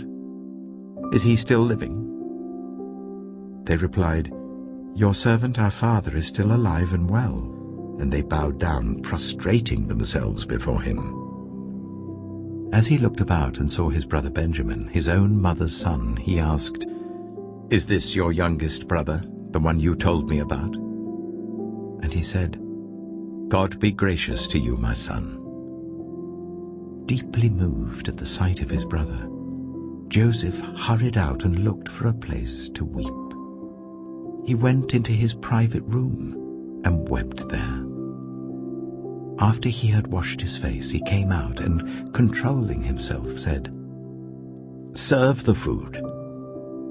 They served him by himself, the brothers by themselves, and the Egyptians who ate with him by themselves, because Egyptians could not eat with Hebrews, for that is detestable to Egyptians. The men had been seated before him in the order of their ages, from the firstborn to the youngest, and they looked at each other in astonishment. When portions were served to them from Joseph's table, Benjamin's portion was 5 times as much as anyone else's. So they feasted and drank freely with him. Genesis chapter 44. Now Joseph gave these instructions to the steward of his house. Fill the men's sacks with as much food as they can carry, and put each man's silver in the mouth of his sack. Then put my cup, the silver one, in the mouth of the youngest one's sack, along with the silver for his grain. And he did as Joseph said. As morning dawned, the men were sent on their way with their donkeys. They had not gone far from the city when Joseph said to his steward, "Go after those men at once, and when you catch up with them, say to them, 'Why have you repaid good with evil? Isn't this the cup my master drinks from, and also uses for divination? This is a wicked thing you have done.'" When he caught up with them, he repeated these words to them. But they said to him, "Why does my lord say such things? Far be it from your servants to do anything like that. We even brought back to you from the land of Canaan the silver we found inside the mouths of our sacks. So why would we steal silver or gold from your master's house? If any of your servants is found to have it, he will die, and the rest of us will become my lord's slaves." "Very well then," he said, "let it be as you say. Whoever is found to have it will become my slave. The rest of you will be free from blame." Each of them quickly lowered his sack to the ground and opened it. Then the steward proceeded to search, beginning with the oldest and ending with the youngest. And the cup was found in Benjamin's sack. At this they tore their clothes. Then they all loaded their donkeys and returned to the city. Joseph was still in the house when Judah and his brothers came in, and they threw themselves to the ground before him.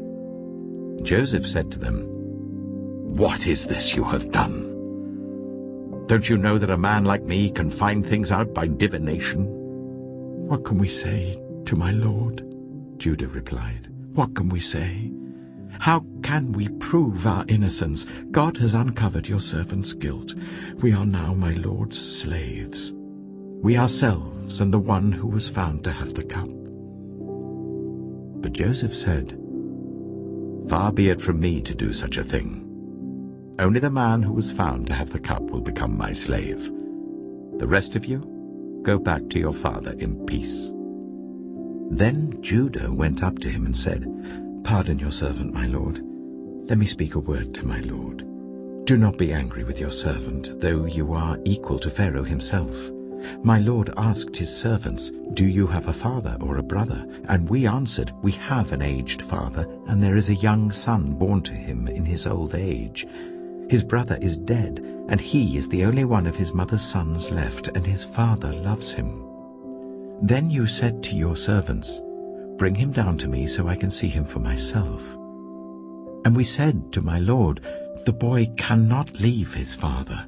If he leaves him, his father will die.' But you told your servants, 'Unless your youngest brother comes down with you, you will not see my face again.' When we went back to your servant, my father, we told him what my lord had said. Then our father said, 'Go back and buy a little more food.' But we said, 'We cannot go down. Only if our youngest brother is with us will we go. We cannot see the man's face unless our youngest brother is with us.' Your servant, my father, said to us, 'You know that my wife bore me 2 sons. One of them went away from me, and I said, "He has surely been torn to pieces," and I have not seen him since. If you take this one from me too, and harm comes to him, you will bring my gray head down to the grave in misery. So now, if the boy is not with us, when I go back to your servant my father, and if my father, whose life is closely bound up with the boy's life, sees that the boy isn't there, he will die. Your servants will bring the gray head of our father down to the grave in sorrow. Your servant guaranteed the boy's safety to my father. I said, if I do not bring him back to you, I will bear the blame before you, my father, all my life. Now then, please let your servant remain here as my lord's slave in place of the boy, and let the boy return with his brothers. How can I go back to my father if the boy is not with me? No, Do not let me see the misery that would come on my father. Genesis chapter 45. Then Joseph could no longer control himself before all his attendants, and he cried out, "Make everyone leave my presence." So there was no one with Joseph when he made himself known to his brothers. And he wept so loudly that the Egyptians heard him, and Pharaoh's household heard about it. Joseph said to his brothers, "I am Joseph. Is my father still living?" But his brothers were not able to answer him, because they were terrified at his presence. Then Joseph said to his brothers, "Come close to me." When they had done so, he said, "I am your brother Joseph, the one you sold into Egypt. And now do not be distressed, and do not be angry with yourselves for selling me here, because it was to save lives that God sent me ahead of you. For 2 years now there has been famine in the land, and for the next 5 years there will be no plowing and reaping. But God sent me ahead of you, to preserve for you a remnant on earth, and to save your lives by a great deliverance. So then it was not you who sent me here, but God. He made me father to Pharaoh, lord of his entire household and ruler of all Egypt. Now hurry back to my father, and say to him, 'This is what your son Joseph says. God has made me lord of all Egypt. Come down to me, don't delay. You shall live in the region of Goshen and be near me, you, your children and grandchildren, your flocks and herds and all you have. I will provide for you there, because 5 years of famine are still to come. Otherwise, you and your household and all who belong to you will become destitute. You can see for yourselves, and so can my brother Benjamin, that it is really I who am speaking to you. Tell my father about all the honor accorded me in Egypt and about everything you have seen, and bring my father down here quickly." Then he threw his arms around his brother Benjamin and wept, and Benjamin embraced him, weeping. And he kissed all his brothers and wept over them. Afterwards his brothers talked with him. When the news reached Pharaoh's palace that Joseph's brothers had come, Pharaoh and all his officials were pleased. Pharaoh said to Joseph, "Tell your brothers, do this. Load your animals and return to the land of Canaan, and bring your father and your families back to me. I will give you the best of the land of Egypt, and you can enjoy the fat of the land." You are also instructed to tell them, "Do this. Take some carts from Egypt for your children and your wives, and get your father and come. Never mind about your belongings, because the best of all Egypt will be yours." So the sons of Israel did this. Joseph gave them carts, as Pharaoh had commanded, and he also gave them provisions for their journey. To each of them he gave new clothing, but to Benjamin he gave 300 shekels of silver and 5 sets of clothes. And this is what he sent to his father: 10 donkeys loaded with the best things of Egypt, and 10 female donkeys loaded with grain and bread and other provisions for his journey. Then he sent his brothers away, and as they were leaving he said to them, "Don't quarrel on the way." So they went up out of Egypt and came to their father Jacob in the land of Canaan. They told him, "Joseph is still alive. In fact, he is ruler of all Egypt." Jacob was stunned. He did not believe them. But when they told him everything Joseph had said to them, and when he saw the carts Joseph had sent to carry him back, the spirit of their father Jacob revived. And Israel said, "I'm convinced. My son Joseph is still alive. I will go and see him before I die." Genesis chapter 46.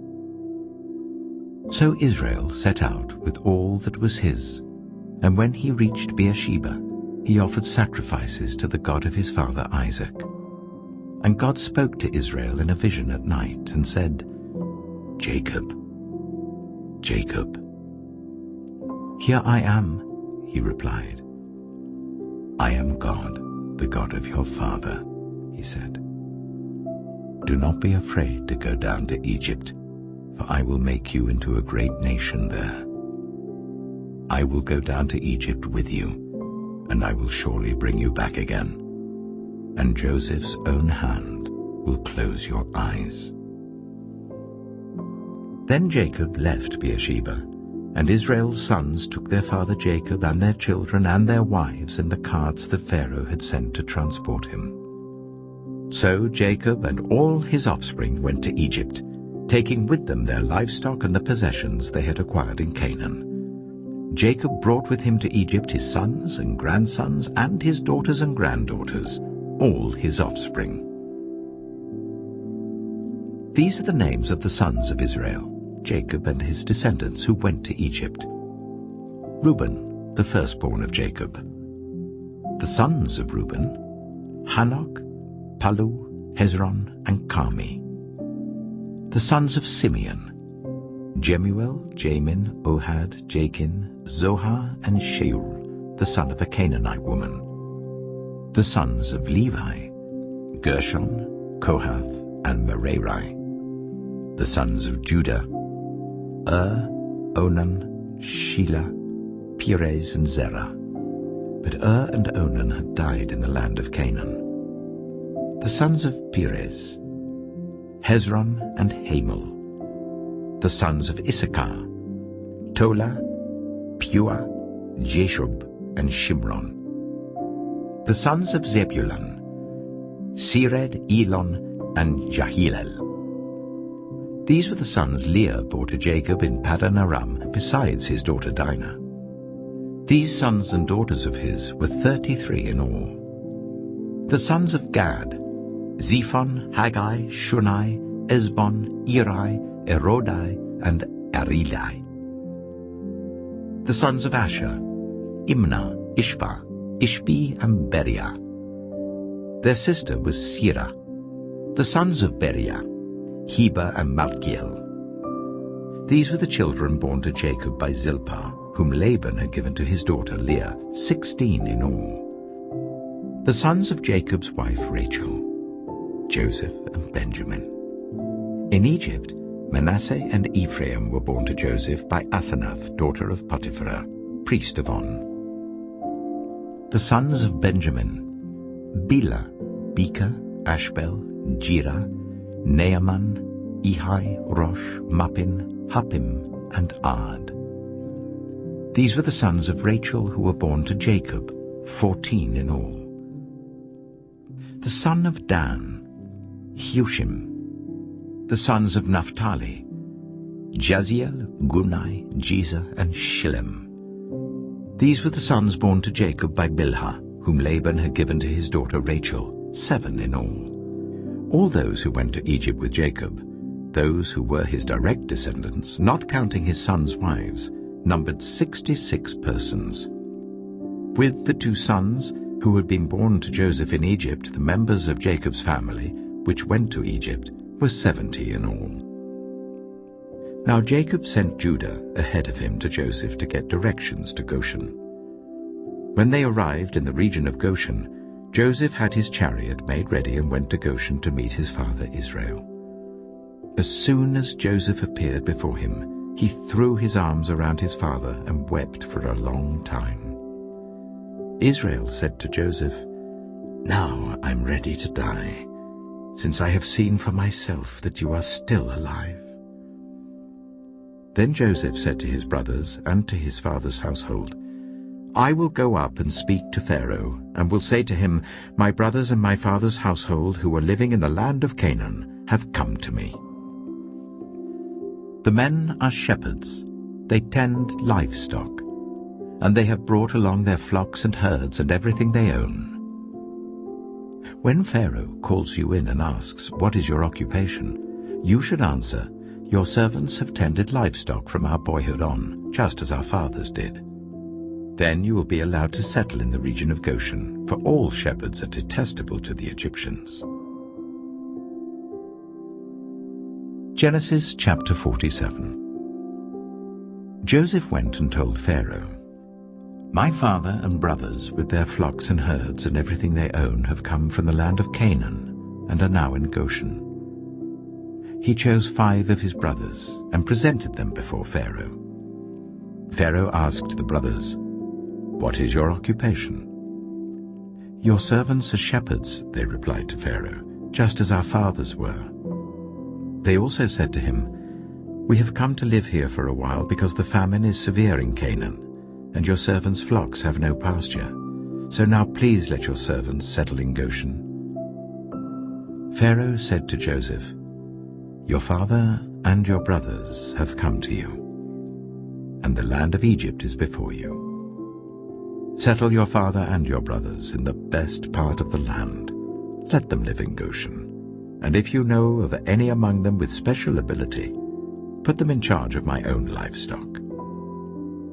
Then Joseph brought his father Jacob in and presented him before Pharaoh. After Jacob blessed Pharaoh, Pharaoh asked him, "How old are you?" And Jacob said to Pharaoh, "The years of my pilgrimage are 130. My years have been few and difficult, and they do not equal the years of the pilgrimage of my fathers." Then Jacob blessed Pharaoh and went out from his presence. So Joseph settled his father and his brothers in Egypt and gave them property in the best part of the land, the district of Ramesses, as Pharaoh directed. Joseph also provided his father and his brothers and all his father's household with food according to the number of their children. There was no food, however, in the whole region because the famine was severe. Both Egypt and Canaan wasted away because of the famine. Joseph collected all the money that was to be found in Egypt and Canaan in payment for the grain that they were buying, and he brought it to Pharaoh's palace. When the money of the people of Egypt and Canaan was gone, all Egypt came to Joseph and said, "Give us food. Why should we die before your eyes? Our money is all gone." "Then bring your livestock," said Joseph. "I will sell you food in exchange for your livestock, since your money is gone." So they brought their livestock to Joseph, and he gave them food in exchange for their horses, their sheep and goats, their cattle and donkeys. And he brought them through that year with food in exchange for all their livestock. When that year was over, they came to him the following year and said, "We cannot hide from our lord the fact that since our money is gone and our livestock belongs to you, there is nothing left for our lord except our bodies and our land. Why should we perish before your eyes, we and our land as well? Buy us and our land in exchange for food, and we with our land will be in bondage to Pharaoh.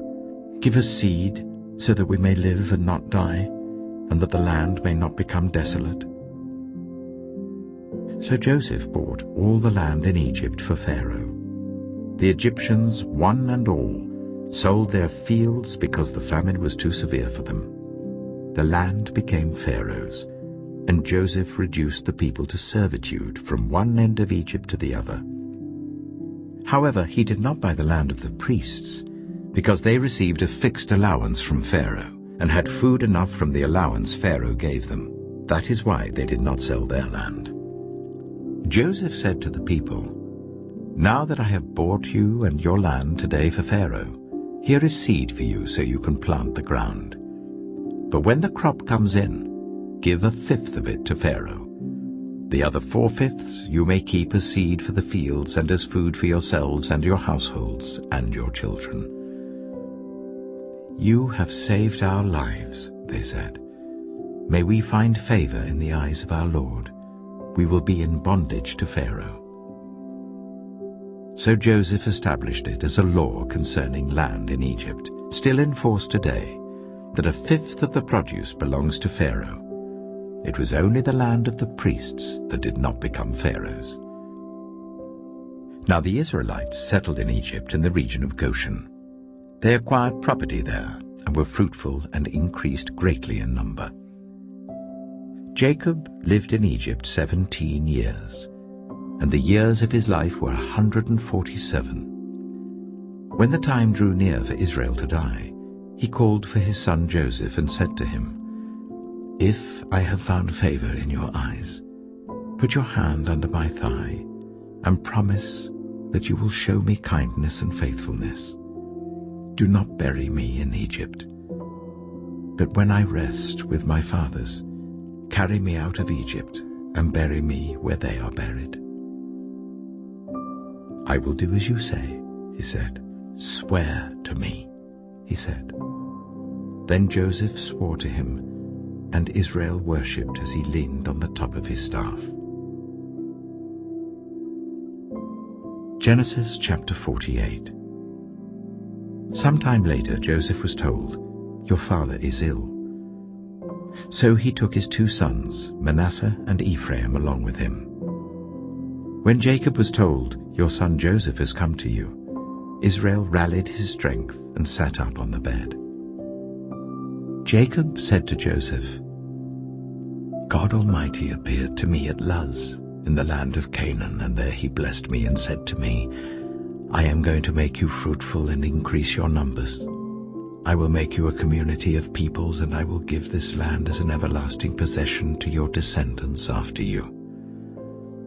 Now then, your 2 sons born to you in Egypt before I came to you here will be reckoned as mine. Ephraim and Manasseh will be mine, just as Reuben and Simeon are mine. Any children born to you after them will be yours. In the territory they inherit, they will be reckoned under the names of their brothers. As I was returning from Padan, to my sorrow, Rachel died in the land of Canaan while we were still on the way, a little distance from Ephrath. So I buried her there beside the road to Ephrath, that is Bethlehem." When Israel saw the sons of Joseph, he asked, "Who are these?" "They are the sons God has given me here," Joseph said to his father. Then Israel said, "Bring them to me so I may bless them." Now Israel's eyes were failing because of old age, and he could hardly see. So Joseph brought his sons close to him, and his father kissed them and embraced them. Israel said to Joseph, "I never expected to see your face again, and now God has allowed me to see your children too." Then Joseph removed them from Israel's knees and bowed down with his face to the ground. And Joseph took both of them, Ephraim on his right towards Israel's left hand, and Manasseh on his left towards Israel's right hand, and brought them close to him. But Israel reached out his right hand and put it on Ephraim's head, though he was the younger, and crossing his arms, he put his left hand on Manasseh's head, even though Manasseh was the firstborn. Then he blessed Joseph and said, "May the God before whom my fathers, Abraham and Isaac, walked faithfully, the God who has been my shepherd all my life to this day, the angel who has delivered me from all harm, may he bless these boys. May they be called by my name and the names of my fathers, Abraham and Isaac, and may they increase greatly on the earth." When Joseph saw his father placing his right hand on Ephraim's head, he was displeased. So he took hold of his father's hand to move it from Ephraim's head to Manasseh's head. Joseph said to him, "No, my father, this one is the firstborn. Put your right hand on his head." But his father refused and said, "I know, my son, I know. He too will become a people, and he too will become great. Nevertheless, his younger brother will be greater than he, and his descendants will become a group of nations." He blessed them that day and said, "In your name will Israel pronounce this blessing. May God make you like Ephraim and Manasseh." So he put Ephraim ahead of Manasseh. Then Israel said to Joseph, "I am about to die, but God will be with you and take you back to the land of your fathers. And to you I give one more ridge of land than to your brothers, the ridge I took from the Amorites with my sword and my bow." Genesis chapter 49. Then Jacob called for his sons and said, "Gather round so I can tell you what will happen to you in days to come. Assemble and listen, sons of Jacob. Listen to your father Israel. Reuben, you are my firstborn, my might, the first sign of my strength, excelling in honor, excelling in power. Turbulent as the waters, you will no longer excel. For you went up onto your father's bed, onto my couch, and defiled it. Simeon and Levi are brothers. Their swords are weapons of violence. Let me not enter their council, let me not join their assembly, for they have killed men in their anger, and hamstrung oxen as they pleased. Cursed be their anger, so fierce, and their fury so cruel. I will scatter them in Jacob and disperse them in Israel. Judah, your brothers will praise you. Your hand will be on the neck of your enemies. Your father's sons will bow down to you. You are a lion's cub, Judah. You return from the prey, my son. Like a lion he crouches and lies down, like a lioness. Who dares to rouse him? The scepter will not depart from Judah, nor the ruler's staff from between his feet, until he to whom it belongs shall come, and the obedience of the nations shall be his.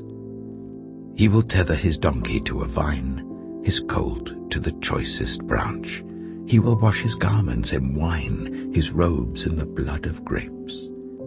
His eyes will be darker than wine, his teeth whiter than milk. Zebulun will live by the seashore and become a haven for ships. His border will extend toward Sidon. Issachar is a scrawny donkey lying down among the sheepfolds. When he sees how good is his resting place and how pleasant is his land, he will bend his shoulder to the burden and submit to forced labor. Dan will provide justice for his people as one of the tribes of Israel. Dan will be a snake by the roadside, a viper along the path that bites the horse's heels so that its rider tumbles backward. I look for your deliverance, Lord.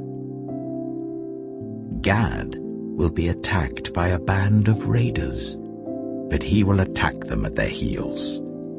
Asher's food will be rich. He will provide delicacies fit for a king. Naphtali is a doe set free that bears beautiful fawns. Joseph is a fruitful vine near a spring, whose branches climb over a wall. With bitterness archers attacked him, they shot at him with hostility. But his bow remained steady, his strong arm stayed supple, because of the hand of the mighty one of Jacob, because of the shepherd, the rock of Israel, because of your father's God who helps you, because of the Almighty who blesses you with blessings of the skies above, blessings of the deep springs below, blessings of the breast and womb. Your father's blessings are greater than the blessings of the ancient mountains, than the bounty of the age-old hills. Let all these rest on the head of Joseph, on the brow of the prince among his brothers. Benjamin is a ravenous wolf. In the morning he devours the prey. In the evening he divides the plunder. All these are the 12 tribes of Israel, and this is what their father said to them when he blessed them, giving each the blessing appropriate to him. Then he gave them these instructions. I am about to be gathered to my people. Bury me with my fathers in the cave in the field of Ephron the Hittite, the cave in the field of Machpelah, near Mamre in Canaan, which Abraham bought along with the field as a burial place from Ephron the Hittite, There Abraham and his wife Sarah were buried. There Isaac and his wife Rebekah were buried. And there I buried Leah. The field and the cave in it were bought from the Hittites. When Jacob had finished giving instructions to his sons, he drew his feet up into the bed, breathed his last, and was gathered to his people. Genesis chapter 50. Joseph threw himself on his father and wept over him and kissed him. Then Joseph directed the physicians in his service to embalm his father Israel.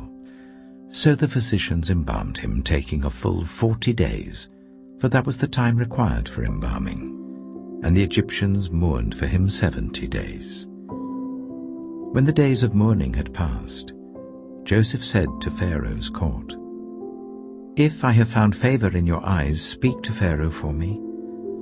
Tell him, my father made me swear an oath and said, 'I am about to die. Bury me in the tomb I dug for myself in the land of Canaan.' Now let me go up and bury my father. Then I will return." Pharaoh said, "Go up and bury your father, as he made you swear to do." So Joseph went up to bury his father. All Pharaoh's officials accompanied him, the dignitaries of his court and all the dignitaries of Egypt, besides all members of Joseph's household and his brothers and those belonging to his father's household. Only their children and their flocks and herds were left in Goshen. Chariots and horsemen also went up with him. It was a very large company. When they reached the threshing floor of Atad near the Jordan, they lamented loudly and bitterly, and there Joseph observed a 7-day period of mourning for his father. When the Canaanites who lived there saw the mourning at the threshing floor of Atad, they said, "The Egyptians are holding a solemn ceremony of mourning." That is why that place near the Jordan is called Abel Mizraim. So Jacob's sons did as he had commanded them. They carried him to the land of Canaan and buried him in the cave of the field of Machpelah near Mamre, which Abraham had bought along with the field as a burial place from Ephron the Hittite. After burying his father, Joseph returned to Egypt, together with his brothers and all the others who had gone with him to bury his father. When Joseph's brothers saw that their father was dead, they said, "What if Joseph holds a grudge against us and pays us back for all the wrongs we did to him?" So they sent word to Joseph, saying, "Your father left these instructions before he died. This is what you are to say to Joseph. I ask you to forgive your brothers the sins and the wrongs they committed in treating you so badly. Now please forgive the sins of the servants of the God of your father." When their message came to him, Joseph wept. His brothers then came and threw themselves down before him. "We are your slaves," they said. But Joseph said to them, "Don't be afraid. Am I in the place of God? You intended to harm me, but God intended it for good, to accomplish what is now being done, the saving of many lives. So then don't be afraid. I will provide for you and your children." And he reassured them and spoke kindly to them. Joseph stayed in Egypt, along with all his father's family. He lived 110 years and saw the 3rd generation of Ephraim's children. Also the children of Machir, son of Manasseh, were placed at birth on Joseph's knees. Then Joseph said to his brothers, "I am about to die, but God will surely come to your aid and take you up out of this land, to the land he promised on oath to Abraham, Isaac, and Jacob." And Joseph made the Israelites swear an oath and said, "God will surely come to your aid, and then you must carry my bones up from this place." So Joseph died at the age of 110, And after they embalmed him, he was placed in a coffin in Egypt.